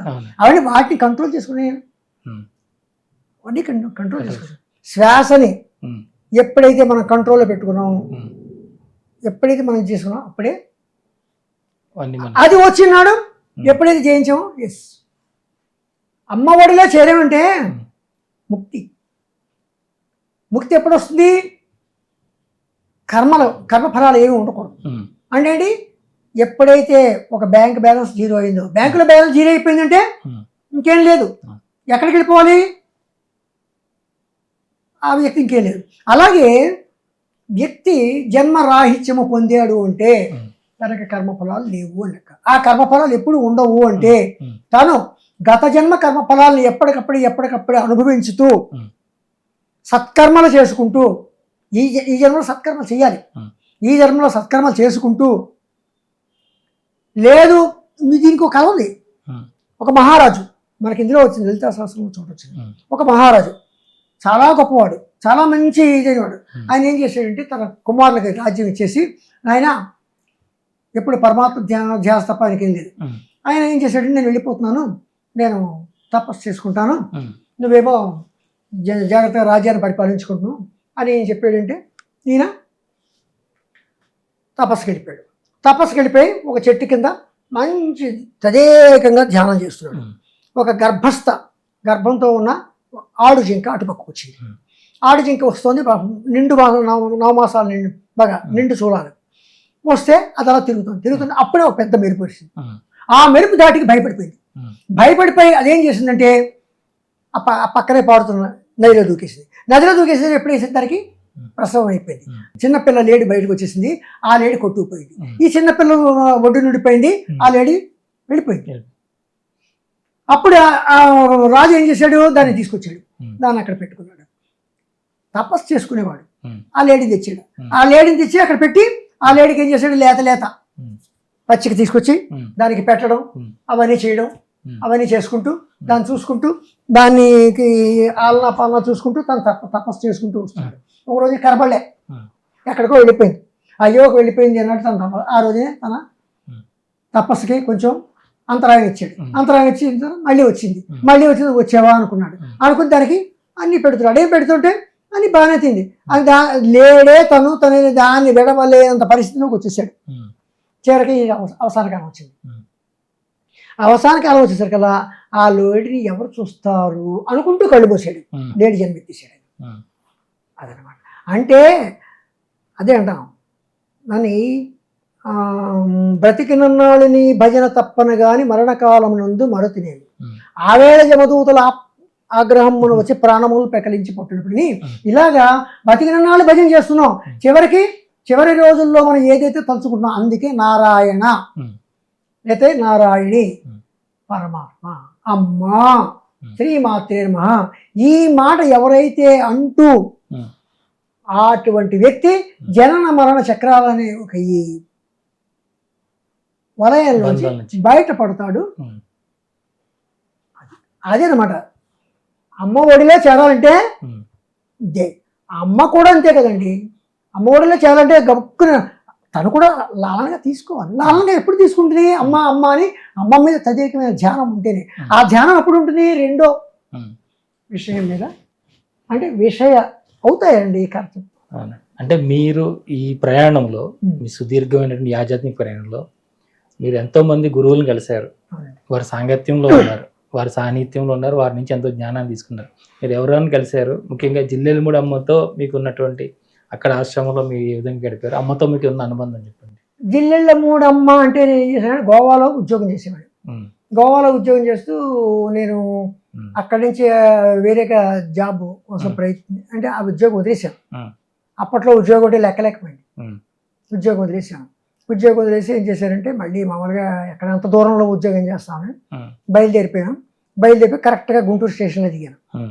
గుంటూరు స్టేషన్లో దిగిన తర్వాత మా గురువు గారి భార్యే, కొండా కోటయ్య గారి భార్యే జిల్లెళ్ళమ్మ అంటుండేవారు. సరే జిల్లెళ్ళమూడి అమ్మ దగ్గరికి వెళ్ళాలి అనుకున్నాను. గుంటూరులో నా దగ్గర డబ్బులు లేవు, రూపాయి లేదు, సంచిలో 2 జతల బట్టలే ఉన్నాయి ఆ రోజు పరిస్థితి కూడా. అంటే బట్టలన్నీ ఎక్కడెక్కడ వదిలేసాను. ఆ 2 జతల బట్టలతోటి గుంటూరులో సాయంత్రం 4 గంటలకు బయలుదేరానండి. 4 గంటలకు బయలుదేరిన వాడిని గుంటూరు నుంచి బాపట్ల నడిచి వెళ్ళాను. సాయంత్రం 4 గంటలకు బయలుదేరాను. మధ్యలో ఒక ఊరు వచ్చింది చేబురోలు. ఆ చేబురోలో ఒక చోట ఆగాను. ఆ చేబురు ఆగడంలో ఎలా ఉంది చూడ విచిత్రం. ఒక ఊరు గ్రామ ప్రెసిడెంట్, ఆయన ప్రెసిడెంట్ ఇంటి దగ్గర గమ్మంలో కూర్చోడు. ఎవరు బాబు అన్నారు. నేను ఫలానా, నేను జిల్లెళ్ళమూడి అమ్మ దగ్గరికి వెళ్దాం అనుకున్నాను. ఇలా ఇదేంటి బస్సు లేదా? నేను బస్సులో వెళ్ళడం నడిచి వెళ్తున్నాను, ఈ రాత్రి ఇక్కడే ఉండిపోండి అన్నాడు. ఆయన ఆ రోజుని వాళ్ళ ఇంట్లో భోజనం చేశాను. మళ్ళీ మర్నాడు నడక ప్రారంభించాను. నడక ప్రారంభించి మర్నాడు సాయంత్రం బాపట్ల వెళ్ళేసరికల్లా సాయంత్రం 6 అయింది. అక్కడి నుంచి మళ్ళీ ఉమ్. ఇదే. 7 మైళ్ళు. ఉమ్. ఆ రోజు 7 మైలు అనేవారు. 7 మైళ్ళు. 16 కిలోమీటర్లు ఉమ్. నడుచుకుంటూ 15 మైళ్ళు 14 కిలోమీటర్లు ఉంది. నడుచుకుంటూ మళ్ళీ ఆ 7 మైలు దగ్గర 7 మైలు కుడి పక్క తిరిగాం. ఉమ్. అక్కడ కనిపిస్తుంది భవనం. ఎంత దూరం నుంచి కనిపిస్తుంది భవనం అంటే ఉమ్. నేను మధ్యని అప్పికట్ల దగ్గర నుంచి మధ్య నుంచి ఉమ్. వెళ్ళాం. కొంత దూరం పొలాల గట్ల నుంచి వెళ్ళాను. వెళుతూ ఉంటే అక్కడ కనిపిస్తుంది కానీ ఎంతకి చేరలేకపోతున్నాం. ఉమ్. చివరికి ఎలా అయితే సాయంత్రం చేరేసరికల్లా అమ్మ సాయంత్రం రాత్రి 7-7:30 అయింది. ఉమ్. అమ్మ ఏమో పై అంతస్తులో ఉమ్. మంచం మీద కూర్చుంది. అక్కడ రామకృష్ణ అంటే కొండముది రామకృష్ణ గారు ఉమ్. అమ్మ కాళ్ళ దగ్గర కూర్చున్నారు. ఉమ్. అమ్మ కాళ్ళ దగ్గర కూర్చుంటే నేను దూరంగా కూర్చున్నాను. ఉమ్. ఈ అక్కడికి ఎప్పుడు చేరతానా అనుకునేవాడిని. ఉమ్. అలా అలా చేరుకుంటూ అమ్మ అలాగా అటుపక్క చూసి అమ్మ నా పక్కే చూస్తుంది. ఉమ్. నేను కొంచెం కళ్ళకి నీళ్ళు కూడా బాగా వచ్చాయి. ఉమ్. అందరూ అక్కడ అమ్మ దగ్గరికి ఏ నామస్మరణలో వేరు చేయరు. ఆ. అమ్మని అలా తలుచు అమ్మ దగ్గర అలా ఉంటారంతే. ఆవిడ మాటలు విందామని ఆవిడ చాలా తక్కువ మాట్లాడుతుంది. ఉమ్. అలా ఈరోజు గంట కొట్టారు భోజనానికి. ఉమ్. అందరూ భోజనానికి వెళ్ళండి. ఆవిడ ఎప్పుడు భోజనం చెయ్యండి అంటుంది ప్రతి ఒక్కరిని కూడా. ఉమ్. కొండముది రామకృష్ణ గారు ఉన్నారు భోజనానికి వెళ్ళండి అన్నారు. ఉమ్. అంటే ఇంకా అమ్మ చెప్పింది కదా అందరం భోజనానికి వెళ్ళిపోం. ఉమ్. పచ్చడి చారు అన్నం ఇంకేముండవు అక్కడ. ఉమ్. తినేసాం. ఆ రాత్రి అక్కడే నాకు ఇంకా అక్కడ ఎక్కడ ఉంటాలో తెలియలే. ఉమ్. ఒక చోట నా దగ్గర చిన్న తువ్వాలు ఉంది. ఉమ్. తువ్వాలు వేసి అక్కడ చేపలు ఇస్తున్నారు. ఉమ్. ఒక చేప తీసుకున్నాను. చేప వేసి పడుకున్నాను. మళ్ళీ మర్నాడు లేచాను. ఉమ్. మళ్ళీ మర్నాడు లేచి ఏం చేశానంటే అక్కడ స్నానం చేసేసాను. అటుపక్క కొళాయిలు ఉన్నాయి. స్నానం చేసేసి తర్వాత మళ్ళీ అక్కడ నామస్మరణ జరుగుతుంది. ఉమ్. అమ్మవారు అక్కడ నామం జరుగుతుంది. ఉమ్. అమ్మవారు అక్కడ నామం ఏమిటో తెలియదు. అందరూ హార్మోని పట్టుకు వాయిస్తున్నారు కదా. నేను అక్కడ ఉమ్. కూర్చున్నాను. ఇలాగ వాయిస్తూ చేస్తుంటే అప్పటికి నాకు కొంచెం గడ్డం కూడా పెరిగిపోయింది. ఉమ్. అప్పుడు అమ్మవారు ఏం చేస్తుంది నేను మామూలుగా వంట చేసే చోటకి లోపలికి ఊరికే యాదాలాపంగా వెళ్ళాను. ఏ ఊరు నాయనా అన్నారు. ఉమ్. పలానా. ఇక్కడికి ఎందుకు వచ్చాను? అమ్మ దగ్గర ఉందామని వచ్చాను. అమ్మ దగ్గర ఉంటావా? ఉమ్. మాకు కొంచెం సాయం చేసి పెడతావా అన్నారు. ఉమ్. వంటింట్లో ఉమ్. మీకు ఏం కావాలో చేస్తాం. ఏమీ కాదు చదువుకున్నావు కదా మా పిల్లలకు కొంచెం చదువు చెప్పుకున్నారు ఉమ్. అని చెప్తే అక్కడ కూర్చున్నా. ఉమ్. ఆ వంట చేసి ఆవిడ భాగ్యమ్మ గారి మనవలు 3 ఉమ్. నా దగ్గర పంపించారు. ఆ వంట చేస్తూ ఆనందరావు అని ఆయన కూతుర్ని కూడా నా దగ్గర చదువు చిన్నపిల్లల్ని పంపించారు. వాళ్ళకి చదువు ఈయన బాగా చెప్తున్నారని చెప్పి వాళ్ళు అక్కడ సంస్కృత కాలేజీ ప్రిన్సిపాల్ గారు వాళ్ళ పిల్లల్ని ఇద్దరిని ఇలా అందరినీ ఎవరో ఒక ఆయన వచ్చాడు గెడ్డం ఉంది ఆయన బాగా చెప్తున్నాడు అని. నామం అనేసరికల్లా ఏమైందో ఓ రోజు సడన్గా అమ్మ దగ్గరికి అందరూ వెళ్ళారు. ఎందుకు వెళ్ళారో తెలియలేదు. నేను కూడా వెళ్ళాను. వెళ్ళేసరికల్లా నామం సరిగా జరగట్లేదుట. రాత్రిపూట సరిగా నామం జరగట్లేదుట. ఎలాగా అన్నారు. నేను చేస్తాను అన్నాను. ఏ టైము అన్నారు. రాత్రి 10 నుంచి 2 అన్నారు. రాత్రి 10 నుంచి 2 నేను చేస్తాను అన్నాను. వేరేసరికల్లా ఆ రాత్రి ఇప్పుడు చేయగలవా అన్నారు. మొత్తం రోజు చేయమని చేస్తాను. అయితే మొత్తం అంతా నువ్వే నిర్వహించు అన్నారు. అనేసి 10 నుంచి 2 నేను చేసేవాడిని. 2 నుంచి 3కేమో ఒక ఇంగ్లాండ్ అతను టెర్రీ అని అతని పేరు ఉండేది. 2 నుంచి 3 ఒక చేసేవాడిని. 3 నుంచి 4 అమ్మ పేరు పెట్టేది అతనికి. అతను ఇంగ్లాండే. అతనికి భీమని పెట్టి అతను చేసేవాడు. ఇంకా అక్కడి నుంచి రెగ్యులర్ వాళ్ళు వీళ్ళు చేసేవాడు. అప్పుడు నేను నామం చేస్తున్నాను చెప్పి అప్పటి నాకు నామం అయ్యేది. నాకు హార్మోని వాయించడం రాదు. అప్పుడు అక్కడ సరోజిని అక్కయ్యను ఒక ఆవిడ ఉంది. ఆవిడ హార్మోని నేర్పింది. జయహో మాత శ్రీ అనసూయ రాజరాజేశ్వరి. అలాగ ఏమైందంటే అమ్మ నామం పౌర్ణమి వచ్చింది. అమ్మ కూతురు హైమ అమ్మ కూతురు హైమ కోరింది ఆ నామం 24 గంటలు వినాలని. అమ్మ కూతురు అప్పటికే పోయింది. అప్పుడు హైమకి ఏకాహం చేస్తారు అని అన్నారు. ఈ మధ్యన ఏకాహం మానేశారు. ఎందుకు ఏకాహం మానేశారు నేను అనుకున్నాను. అయితే ఏకాహం నేను చేస్తానన్నా. ఏకాహం చేయాలంటే ముందు ఏం చేయాలి? ఎర్లీ మార్నింగ్ కొబ్బరికాయ పట్టుకుని అమ్మ దగ్గరికి వెళ్ళాలి. అది మొట్టమొదటిసారి వెళ్ళాను. వెళ్ళేసరికి నా చూసింది ఏకాహం చేస్తావా అని. అవునన్నా. అన్న తర్వాత ఇంకా అక్కడి నుంచి రోజు ఇక్కడికి వచ్చి కూర్చోండి. అది ఆ రకంగా రామకృష్ణ గారు ఉన్న చోట నేను కూర్చునేవాడిని.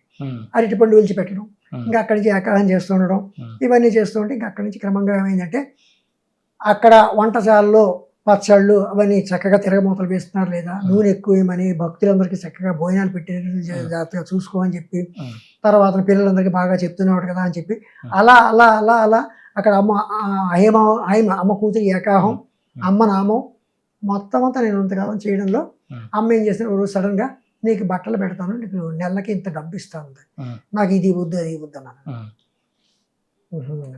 ఏముందో మరి నాకు తెలియదు, ఉహు అంది అంతే. ఉమ్, ఆ ఉహు అండం సరిగ్గా తుఫాన్ వచ్చింది ఉమ్, 1977లో. ఉమ్, ఆ తుఫాన్ వస్తే మా ఇల్లు మొత్తం కొట్టిపోయింది, మా సామాన్ అంతా మొత్తం కొట్టిపోయింది. ఉమ్, బట్టలు అవసరం వచ్చి ఉమ్, ఉమ్, అమ్మ కోడలు బట్టలు తీసుకొచ్చి ఇచ్చింది. ఉమ్, అమ్మ నీదే నీ లేరా అనుకున్నా. అదే అనమాట బాల లీలా వినోదం చూసారా ఇది. ఉమ్, ఆ తర్వాత నేను ఇంకెన్నాళ్ళు చేస్తాను, ఉద్యోగం కావాలి కదా పిల్లల్ని పెంచుకోవడానికి ఉమ్, అనుకుని ఓ రోజు అమ్మ దగ్గరికి వెళ్ళి, ఉమ్, అమ్మ వెళ్ళిపోతానమ్మా, ఉమ్, ఎలా వెళ్తావు, డబ్బులు లేవు కదా అంతే. ఉమ్, అప్పుడు ఏం చెప్పిందో తెలీదు, ఉమ్, డబ్బు ఇచ్చేది నాకు. ఉమ్, డబ్బు ఇచ్చింది అలాగే చూసారా.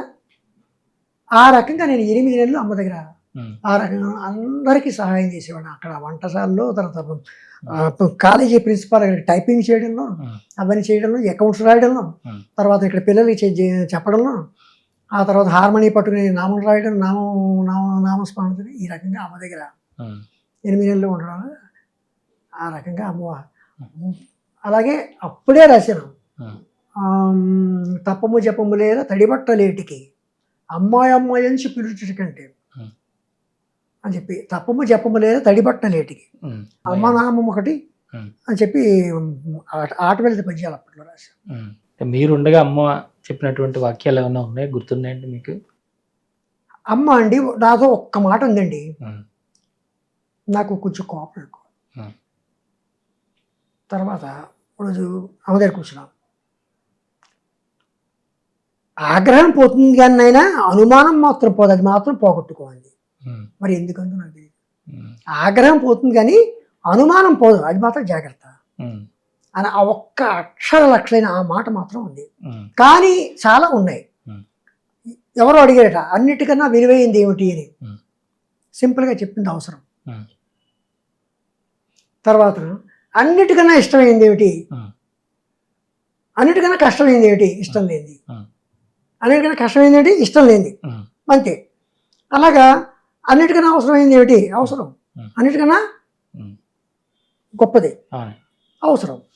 అవసరం ఏమిటి, ఆ సమయంలో మన దగ్గర 1,00,000 రూపాయలు ఉన్నా సరే ఉమ్, మనకి ఆ 1,00,000 రూపాయలకి అక్కడ నీళ్ళు లేకపోతే, ఆ 1,00,000 రూపాయలు ఖర్చు పెట్టినా నీళ్ళు లేకపోతే అప్పుడు మనకి నీళ్ళు కావాలా, డబ్బులు కావాలా. ఆ, అలాగా అలాగా అలాగే తాను సంసారంలో ఉండొచ్చు. కానీ చాలా ఉన్నాయి అమ్మ వాక్యాలు. అది అవును, అవును. అమ్మ వాక్యాలు ప్రత్యేకించి రాశారండి ఉమ్, అమ్మ గురించి. ఉమ్, ఉమ్. అమ్మ మీద అవునండి. అంటే ఇంక ఈ క్రమంలో మీరు ఎవరినైనా గురువుల్ని, అంటే యోగులు గురువుల దగ్గరికి వెళ్ళి మనకు కొంచెం తెలుసుకోవాలి అలాగే నేను అంతకన్నా ఎక్కువ టైం స్పెండ్ చేయలేకపోయానండి. ఉమ్, కానీ కుర్తాళం వెళ్ళాను. ఉమ్, ఎక్కడ అంటే నేను తిరుపతిలో ఉద్యోగం చేసేప్పుడు కుర్తాళంను, తర్వాత దానికన్నా ముందేమో శ్రీవిల్లిపుత్తూరు, ఉమ్, శ్రీవిల్లిపుత్తూరు, కుర్తాళం 2 చోట్లకి వెళ్ళాను. కుర్తాళంలో వెళ్ళిన తర్వాత అక్కడ కుర్తాళం స్వామివారి ఆశ్రమం దగ్గరికి వెళ్తే ఆ రోజుని స్వామివారు లేరు. ఉమ్, అప్పుడు మా గురువుగారు పేరు చెప్తే ఆయన వెంటనే అన్నారు, ఉమ్, ఆహా కొండా కోటయ్య గారా ఉమ్, అని చెప్పి ఆయన శిష్యులు ఒక ఆయన అన్నారు. అలా కుర్తాళంలో మాత్రం ఫాల్స్ చాలా చెప్పిన అక్కడ మాత్రం ఒక 2 hours మొత్తం ఉన్నాం. ఉమ్, ఉమ్. అంటే గురుగారు ఇప్పుడు నాకు సందేహం వచ్చినటువంటి ఏంటంటే, ఇప్పుడు మీరు ఈ గ్రంథాలన్నీ రాశారు కదా, అవునండి. ఒక్కొక్క గ్రంథాన్ని రాసేటప్పుడు మీ లోపల ఏ ప్రేరణతో అవి రాసేవారు, అవి రాసేటప్పుడు మీకు తెలిసేదా ఏం రాస్తున్నారు, లేదా ఆ ప్రేరణ ఏ విధంగా జరిగేదండి? నా ప్రేరణ అంటే ముఖ్యంగానండి కొండా కోటయ్య గారు. ఉమ్, ఆయన ఎప్పుడు కూడా ఆయన ఏం లేదు, 9:30కి భోజనం చేసేవారు. ఉదయం ఉమ్, 9:30కే భోజనం చేసేవారు. భోజనం చేసేసి ఒక మంచం ఉండేది, పట్టి మంచం. ఆ పట్టి మంచం గోడకి చారబడి ఒక దిండు వేసుకుని గోడని ఇంకా పెద్దతోటి ఉపనిషత్తుల మీద పద్యాలు రాసుకుంటూనే ఉండే. ఎవరితో మన ఏ లోకం లేదు, ఉమ్. అదే లోకం. అదే నేను తీసుకున్నాను. ఇప్పటికీ ఆయనే నాకు ప్రేరణ. అంటే ఈ గ్రంథం రాసేటప్పుడు ఇప్పుడు మీరు రాస్తున్నారు కదండి, ఇవన్నీ ఆల్రెడీ మనం ఉన్నవే, ఆ, సేకరణ కిందే వస్తుంది. వస్తుంది అంతే ఆ, అంతే. కానీ దీనికి మీ బాణీలో ఒక వ్యాఖ్యానం ఉమ్, దానికి ఇచ్చారు ఇంకా పూర్తిగానే. అవునండి. కానీ వ్యాఖ్యానం చెప్పేటప్పుడు ఈ మాటలన్నీ అసలు ఎక్కడి నుంచి వస్తున్నాయి, అయి ఇంతకు ముందు లేనివి కొత్త మాటలు నాకు ఎక్కడి నుంచి వస్తున్నాయి, ఈ ప్రేరణ ఏంటి అని మీరు ఈ ప్రేరణ అంటే నాకు మొదటి నుంచి కవిత్వం రాయడం అలవాటు అండి, ఉమ్, కథలు రాయడం అలవాటు, ఉమ్, పద్యాలు రాయడం అలవాటు, గేయాలు రాయడం అలవాటు. ఉన్నదానికి ముందు ఎగ్జాగరేట్ చేసి రాసుకోవడం అలవాటు. ఉమ్, ఆ ఎగ్జాగరేషన్ కరెక్ట్గా అక్కడ ఉందా లేదా, ఉమ్, మనం దేన్ని అతిగా చెప్పకూడదు. అక్కడ ఉమ్, అక్కడ లిమిట్గా చెప్పాలి. ఆ లిమిట్గా చెప్పాడు అది సమంజసం అవునా కాదా, ఉమ్, అని ఆ చెప్పే క్రమంలో రాజమండ్రిలో కవితా ప్రసాద్ గారిని ఒక ఆయన ఉన్నారు. ఆయన అడుగుతుంటాను. ఆయన మహాకవి, ఓఎన్జీసీలో సైంటిస్ట్గా కూడా పనిచేశారు. ఆయన అడుగుతాను. ఆయన తప్పు వచ్చిందంటే ఒప్పుకోరు, కరెక్ట్గా చెప్తారు, ఇలా రాయాలి చెప్తారు. అంతేగాని ఊరికే విమర్శలు ఇష్టం వచ్చిన విమర్శ చేసేవారు కాదు, కరెక్ట్గా విమర్శ చేసేవారు. నిన్న మొన్న పంచాంగంలో ఏం చేశానంటే, నేను ఆ రోజు త్రయోదశి వచ్చింది, దాని పక్కనే చతుర్దశి తిథి రాసిచ్చాను. అంటే తదుపరి చతుర్దశి తిథి ద్వయం వచ్చింది, కానీ ఆ రోజు నక్షత్రం రాయలేదు. వెంటనే అడిగేశారు, చతుర్దశి నక్షత్రం రాయింది అని అడిగారు. ఆయన తెలుసు అది తిథి ద్వయం తెలుసుండే నన్ను అడిగారు. మరి నేను చెప్పాను పొరపాటు అయింది. నేను పొరపాటు ఒప్పుకుంటానండి ఎప్పుడు కూడా, ఎక్కడ ఈగోనే అస్సలు పేరు. ఎంత చిన్న పిల్లలు అడిగినా పొరపాటున. ఇది నామపారాయణ ప్రతి. ఈ గ్రంథంలో అమ్మవారు నంది విద్యానామాలు నేను ఇందాక చెప్పిన సార్, వజ్రేశ్వరి వామదేవి వయోవస్థ వివర్జిత అని 97 శ్లోకంలో అన్నట్టుగా అమ్మవారు విశుద్ధి చక్రం, అనాహ చక్రం, మణిపూర్ చక్రం, స్వాదిష్టాన చక్రం, మూలాధార చక్రం, తర్వాత ఆజ్ఞా చక్రం, ఈ 6 చక్రాల్లో ఉన్న దళాలు మొత్తం 50. ఎలాగా 16, 12, 10, 6, 4, 2 ఈ 10 దళాల్లోనూ మొత్తం 50 దళాలు. ఈ 50 దళాల్లో 6 నుంచి క్షావరకూర దేవతలు ఉంటారు, మధ్యలో అమ్మవారు ఉంటారు. వజ్రేశ్వరుడు అని ఒక చోట వజ్రేశ్వరి వామదేవి ఇలా ఈ దేవతలు ఉంటారు. కనుక భాస్కర్ రాయలు గారు ఏం చెప్పారంటే, అమ్మవారికి అసత్యాకమైన నామాలు రాయవచ్చు అని చెప్పి ఒక మార్గం నిర్దేశించారు. ఆయన రాసేది తెలీదు, నేను కూడా ఎవరు రాసినా నాకు కనపడలేదు. నేనేం చేశానంటే ఆయన చెప్పిన క్రమంలో ప్రయత్నిస్తే, ఎందుకంటే నేను సాఫ్ట్వేర్ ఇంజనీర్ని, తర్వాత ఎక్సెల్ బాగా తెలిసిన కనుక నేనేం చేశానంటే ఎక్సెల్లో ట్రై చేసి వీటిని కూర్చితే ఒక్కొక్క దానికి ఏమిటంటే 20,736 నామాలు వచ్చాయి. ఇప్పుడు చూడండి, మొదటి నామం అం అం అం ఆం ఈం నమః. అం అం అంటే అది యాక్చువల్గా ఆని అక్షరం తీసుకుంటే దానికి 0 చూడితే బీజాక్షరం వస్తుంది. ఆ రకంగా అం అం ఆం అం అం అం ఆం ఈం నమః. ఆం ఈం నమః అని చూసారా, నమః ముందు ఈం ఆం ఈం అన్నాం. ఈ ఆం ఈం అనేవి పల్లవములు. ఈ పల్లవములు ఎందుకు వచ్చాయంటే, ప్రతి నామానికి పల్లవములు పెట్టమని వీటికి భాస్కర్ రాయలు వారు చెప్పారు. అవి చెప్పాం. అం అం అంటే ఏమిటివి? సంవత్సరములు. అం మళ్ళీ తర్వాతది మాసములు.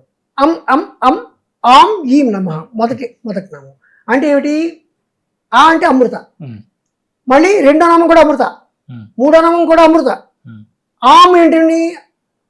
అమృత అమృత అమృత ఆకర్షిణి ఈశాని స్వరూపిణి అమ్మా నీకు నమస్కారము అనే మంత్రంలో ఆ నామంలోని పూర్తి అర్థం. అంటే అది బీజాక్షరం అని మనం భావించక్కర్లేదు, బీజాక్షరం భయపడక్కర్లేదు. అవి ఆ నామం యొక్క అర్థం అంటే అం అం అం ఆం ఈం నమః అంటే అమృత అమృత అమృత ఆకర్షణి ఈశాని స్వరూపిణి అయిన అమ్మ నీకు నమస్కారము. తర్వాత అం అం ఆం అం అం కం ఆం ఈం నమః అంటే ఏమిటి? అమృత అమృత కాళరాత్రి ఆకర్షణి ఈసారి స్వరూపిణి అమ్మా నీకు నమస్కారం అని ఆ నుంచి క్షావరకు ఉన్న అక్షరాలు ఈ కూర్పులతోటి మొత్తం 20,736 నామాలు వచ్చి దానికి సంబంధించి ఇది పారాయణ చేసుకోవచ్చు. నామపారాయణం అందుకే నామపారాయణ. నామపారాయణ ప్రీత అంటే నామపారాయణ క్రమంలో కేవలం లలితా సహస్రనామాలు మాత్రమే కాకుండా ఈ నామాలు కూడా చేయడం చేత అమ్మవారు ప్రీతి పొందుతుంది కనుక ఈ గ్రంథానికి నామపారాయణ ప్రీత.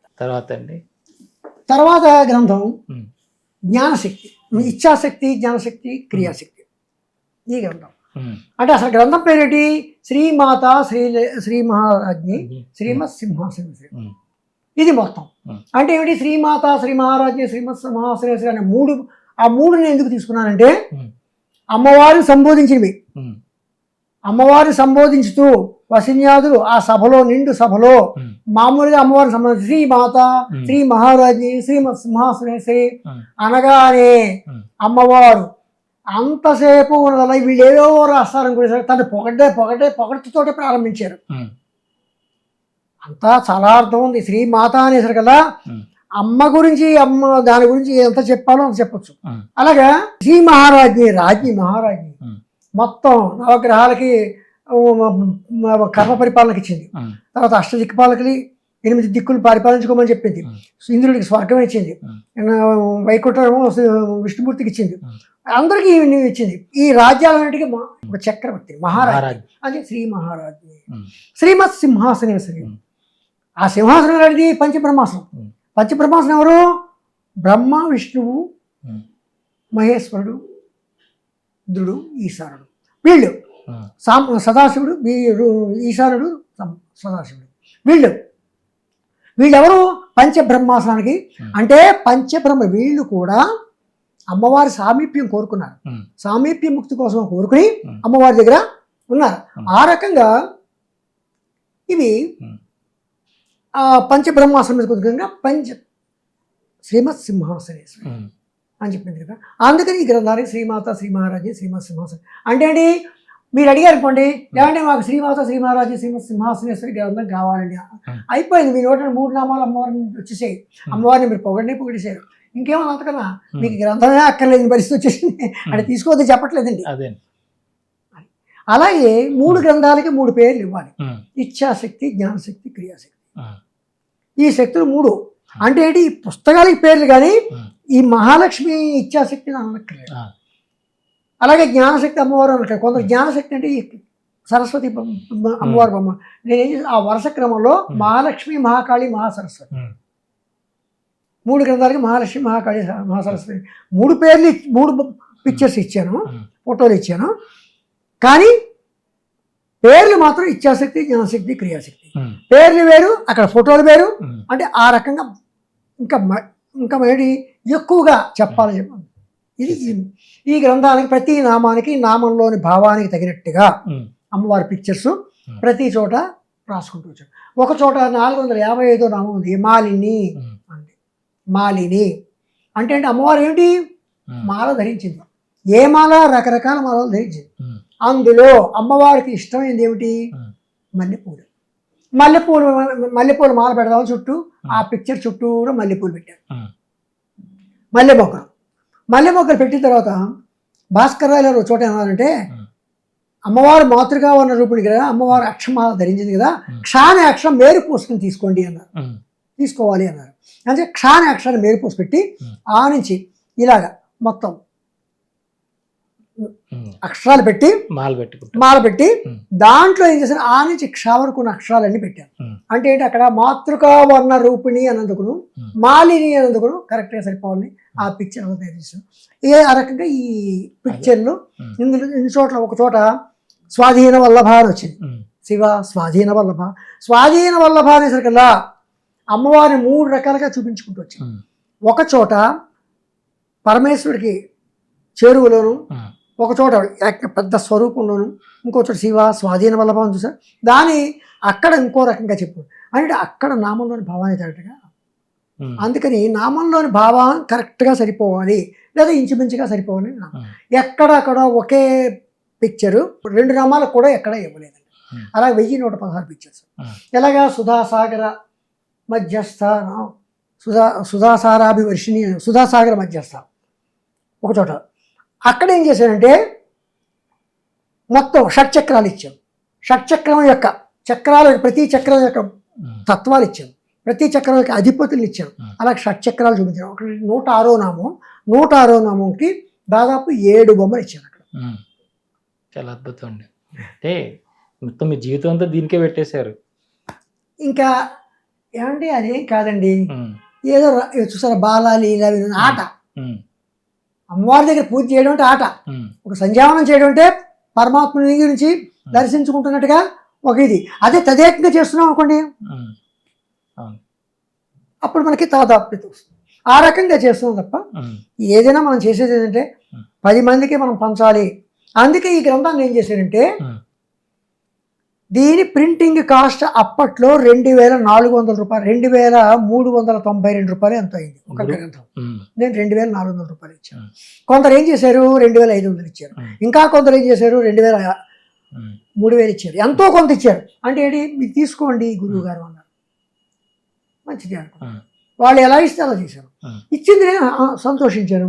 లేకపోతే ప్రింటింగ్ ఛార్జెస్ అలాగా, కేవలం ప్రింటింగ్ ఛార్జెస్ మాత్రమే. ఇది కూడా అంతే, నామపారాయణ ప్రీత కూడా. కానీ ఇప్పుడు ఈ గ్రంథం ఏమైందంటే శ్రీమన్నగర్ నాయిక, ఈ గ్రంథాల మీద నేను కొంచెం ఎక్కువగానే రాబడుతున్నాను. ఎందుకు రాబడుతున్నానంటే ఈ గ్రంథాలు అయిపోయాయి, ఏమయ్యాయో నాకు తెలియదు, ఇతరుల చేతుల్లోకి వెళ్ళిపోయాయి, ఏమయ్యో నాకు తెలియదు, ఏం చేశారో నాకు తెలియదు, అంత అమ్మవారికి తెలుసు. ఇంకా కొంతమంది భక్తులకి గ్రంథాలు చేరలేదు. నా దగ్గర అంత డబ్బు లేదు, 1000 గ్రంథాలు ప్రింట్ చేయాలంటే 30 లక్షల రూపాయలు కావాలి. ఏం చేయాలి, సంవత్సరం నుంచి ఆలోచిస్తుంటే ఒక మిత్రుడు నామపారాయణ ప్రీత అనే గ్రంథం ఉంది, అమ్మవారిది 56వ నామం ఉంది, శ్రీమన్నగర్ నాయిక రాయండి అన్నారు. శ్రీమన్నగర్ నాయిక అనే గ్రంథం రాయడానికి కారణం ఏమిటంటే నేను అక్కడ ఆలోచించాను. శ్రీమన్నగర్ నాయిక అమ్మవారిని ఎక్కడ చెప్పారు, బ్రహ్మాండ పురాణంలో చెప్పారు. బ్రహ్మాండ పురాణంలో చెప్పారు. ఎందుకు బ్రహ్మాండ పురాణంలో చెప్పారు, బ్రహ్మాండ స్వరూపిణి కనుక వ్యాసుల వారు, వేదవ్యాసుల వారు బ్రహ్మాండ పురాణంలో చెప్పారు. కనుక అమ్మవారికి సంబంధించిన పరశురామ చరిత్ర. పరశురామ చరిత్ర అంటే పరశురాముడు అవతార పురుషుడు కాదు, అక్కడ కేవలం మహర్షి. ఆ మహర్షి ఎలా అయ్యాడంటే దత్తాత్రేయ స్వాముల వారి వద్ద త్రిపుర రహస్యాన్ని ఉపదేశం పొందాడు. అసలు త్రిపుర రహస్యం కూడా రోజు చెప్పాలి. త్రిపుర రహస్యం ఉపదేశం పొందాడు, కానీ ఆయన గ్రంథం రాయొద్దని చెప్పారు దత్తాత్రేయులు. ఏం చెప్పారంటే నువ్వు ఈ గ్రంథం రాయకు, గ్రంథం రాయడానికి ఐతరాయండి అనేవాడు వస్తాడు, అతను మాత్రమే రాస్తాడు, అతను నీ దగ్గరికి వచ్చాడు, శిష్యుడు వచ్చిన తర్వాత అతని చేత ఈ గ్రంథం రాయించు అని చెప్పాడు. కనుక అందుకు పరశురామ చరిత్ర ఇందులో ఇచ్చారు. అంటే దీనికి సంబంధం అంటే పరశురామ చరిత్ర అందుకోసం. అలాగే యుగ ధర్మములు, తర్వాత రకరకాల ఇవన్నీ కూడా బ్రహ్మాండ పురాణాలు కొన్ని విశేషాలని తీసుకుంటూ వచ్చాం. తర్వాత అమ్మవారిని గురించి కొంత చెప్పాను. ఏమని చెప్పాను, నారాయణి వీళ్ళిద్దరికి కదా సంబంధం చెప్పాను. ఇంకా తర్వాత ఏం చేశానంటే మణిద్వీపం 25 ప్రాకారాలండి. 25 ప్రాకారం 25 తత్వాలకి ఇది. ఆ 25 తత్వాలని 25 ప్రాకారాలు కూడా నేను అన్ని చదివాను. నేనే సృష్టించగలనా? అవన్నీ దేవి భాగవతం చదివి, దేవి భాగవతంలో అవన్నీ గ్రహించి అందులోంచి ప్రతిదీ కూడా నాకు తోచిన విధంగా మరింత వ్యాఖ్యానం ఇచ్చుకుంటూ 25 ప్రాకారాలు వర్ణించుకుంటూ వచ్చాను.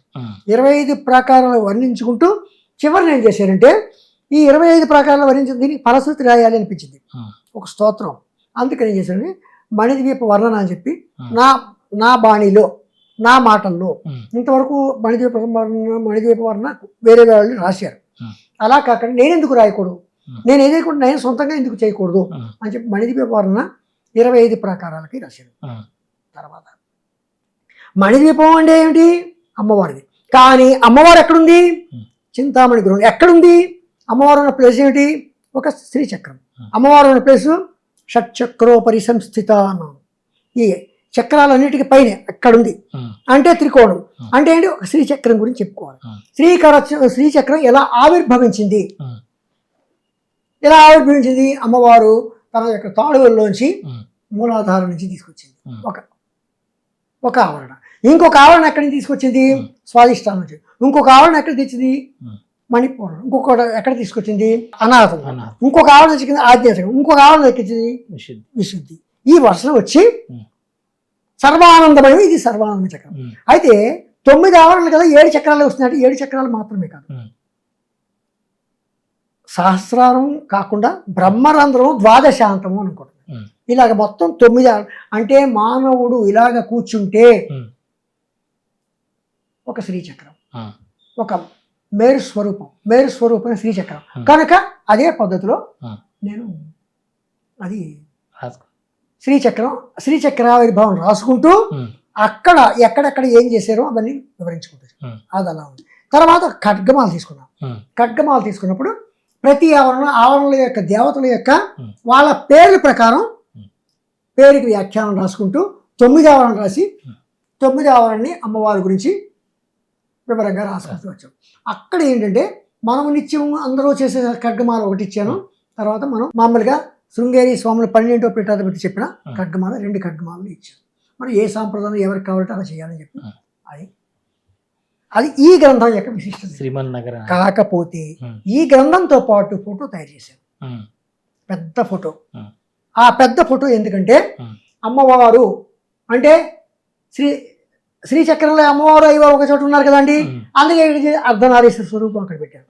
అర్ధనారీశ్వర స్వరూపం పెట్టి బ్రహ్మాండానికి అమ్మవారు నాభికి పై ఊర్ధ్వలోకాలు, నాభికి కింద అధోలోకాలు ఇవన్నీ పెట్టి అమ్మవారు సుధా సముద్రంలో ఎక్కడ ఉంది అని పెట్టి, తర్వాత ఒక పక్కనేమో త్రికోణం చుట్టూ వసిన్యాది వాగ్దేవతలు, ఇంకొక పక్క అమ్మవారు అయ్యవారు త్రికోణంలోను, కింద పంచబ్రహ్మాసం మీద ఒక చోట, మహాపద్మంలో ఒక చోట 4 పిక్చర్స్ వేరేగా పెట్టి ఆ పిక్చర్ తయారు చేయడానికి కారణం అది. అంటే నేను చేసేది ఏంటంటే ఏదో కాదు, ఏదో చేయకూడదు, అక్కడ ఏదో బొమ్మ పెట్టకూడదు, అంటే లాజికల్గా ఉండాలి. ఏం చేసినా లాజికల్గా ఉండాలి, కరెక్ట్గా నిబద్ధత ఉండాలి. అది దానికి తగినట్టుగా అక్కడ మనం క్రియేట్ చేయాలి కనుక నేను ఇది శ్రీమన్నగర. ఈ వెనకాతలు అందరినీ పెట్టారు, గురువులను అందరినీ పెట్టారు, మధ్య శ్రీచక్రం ఇచ్చాను, ఇవన్నీ చెప్పి ఈ అయితే ఇప్పుడు ఈ గ్రంథం ఈ 3 గ్రంథాలు కూడా నేను మామూలుగా ప్రింట్ చేసేసి ప్రెస్ నుంచి తీసుకొచ్చి అలా ఇవ్వలేదండి. ఈ గ్రంథానికి నేను ఇంటి దగ్గర హోమాలు చేశాను, పూజలు చేశాను, అమ్మవారికి చూపించాను, ఇచ్చాను. ఈ గ్రంథానికి అమ్మవారికి చూపించినవి నేను ఒక చోట పెట్టి వాటి మీద జల్లాను. ఇప్పుడు అలా కాకుండా ఒక తీవ్రమైన సంకల్పం ఉంది, 9 కోటి కుంకుమార్చన చేయాలని. తర్వాత ఇది చూద్దాం ఇది ఎంతవరకు సాగుతుందో. తర్వాత ఏంటంటే సహస్ర చండీ హోమం చేయాలని, తర్వాత సహస్ర రుద్రాభిషేకం చేయాలని, ఇంకోటి కూడా ఉంది, అది అతి అయిపోతుందని కొందరు అంటున్నారు, వద్దండి అంటున్నారు, సహస్ర కలిశాభిషేకం కూడా చేయాలని అని సంకల్పించాను. ఇది నేను శృంగేరి స్వాముల వారి దగ్గరికి వెళ్ళి నా తాలూకు కష్టాలన్నీ కూడా చెప్పుకుంటూ వచ్చానండి. ఈ పుస్తకం రాసిన దగ్గర నుంచి ఈ నేటి వరకు పడుతున్న కష్టాలన్నీ కూడా శృంగేరి స్వాముల వారికి, కంచి స్వాముల వారికి, అమ్మవారుతో చెప్పుకున్నట్టుగా చెప్పుకున్నాను. మరి ఏమో చూద్దాం. ఈ పుస్తకం మాత్రం ప్రింట్ అవుతుంది, గ్యారంటీగా ప్రింట్ అయిపోతుంది, ఇంకా ఆగదు. చాలా సంతోషం అండి. చాలా అసలు ఈరోజు అంతా అమ్మవారి యొక్క వైభవం అంతా కూడా మనం మాట్లాడుకుంటూ ఉన్నాం. అంటే మనం ఇప్పుడు ఇంత మంచి సత్సంగం చేసాము, మీ గురించి తెలుసుకున్నాం. అంటే ఏదైనా పూర్ణమిదం అన్నట్టుగా ఏదో సంపూర్ణంగా చేయాలంటే అమ్మవారిని గురించి ఏదో ఒక స్థుతో, ఏదో ఒక ఫలస్థుతో, లేదంటే ఒక శ్లోకము. ఏషా విద్యా మహాసిద్ధి స్మృతి మాత్రధ అగ్నివాత మహాక్షోభే రాజా రాష్ట్రస్వే లుంటనే తస్కర భయే సంగ్రామే సలిలప్రవే సముద్రయాన విక్షోభే భూత ప్రేతాదికే భయే అపస్మార జరవ్యాధి మృత్యు క్షామాదిజే భయే శాకినే పూతనాయ క్షరక్ష కూష్మాండజే భయే మిత్రభేదే గ్రహ భయే విశ్నేష్వపచారికే అన్యేష్వపచి దోషేషు మాలామంత్రం స్మరేంద్ర. అంటే ప్రవచనాలు ఇవ్వడం అలవాటు లేదు, కూర్చోవడం మాట్లాడడం తప్ప. తర్వాత ఇవన్నీ ఇంకా అవే చేస్తున్నాను. ఇంకా పుస్తకాలు రాయడం తప్ప నేను పుస్తకాలు రాసి నేనేం చేస్తున్నాను అలా అవుతుంది. సుందరాకాండ కూడా ఈ మధ్యన 5 రోజులు ప్రారంభం చేసాను. మీ గ్రంథాలు ఇప్పుడు మీరు ఏదైతే ఇంతవరకు అమ్మవారిని గురించి, అమ్మవారితో తాదాత్మ్యం చెంది అమ్మవారితో తపనతో అందించిన ఈ గ్రంథాలు చూస్తున్నటువంటి వారు అందరికీ వెళ్ళాలి. ప్రతి ఒక్కరు కూడా ఈ గ్రంథాలు తీసుకోవాలి.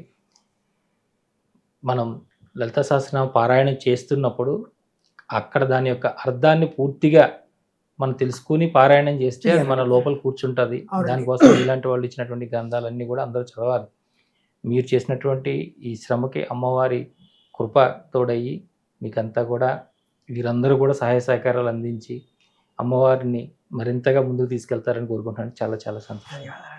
ఇంతవరకు మనం ఒక మహా అద్భుతమైనటువంటి సత్సంగం నిర్వహించుకున్నాం. ఎన్నో చోట్ల లలితా సహస్రనామ పారాయణాలు జరుగుతున్నాయి, సౌందర్యలహరి జరుగుతున్నాయి, కట్కమాలు జరుగుతాయి, అన్నీ జరుగుతూ ఉన్నాయి. కానీ వాటిని మన లోపల ఎంతవరకు నింపుకుంటున్నాము, అలా ఉండాలి అంటే మనం చదివే పారాయణం యొక్క అర్థాన్ని పూర్తి స్థాయిలో అనేక కోణాల్లో తెలుసుకుని, అనేక కోణాల్లో అమ్మ యొక్క రూపాన్ని వర్ణిస్తూ, అనేక కోణాల్లో అమ్మ రూపాన్ని వివరిస్తూ, దాన్ని మన నిత్య జీవితంలో ఏ విధంగా మనకు ఉపయోగపడుతుంది అనే విషయాన్ని తెలియజేస్తూ ఒక గొప్ప గ్రంథాలని గురుగారు ముందుకు తీసుకొచ్చారు. మీరంతా కూడా వీటిని ఆదరించాలి.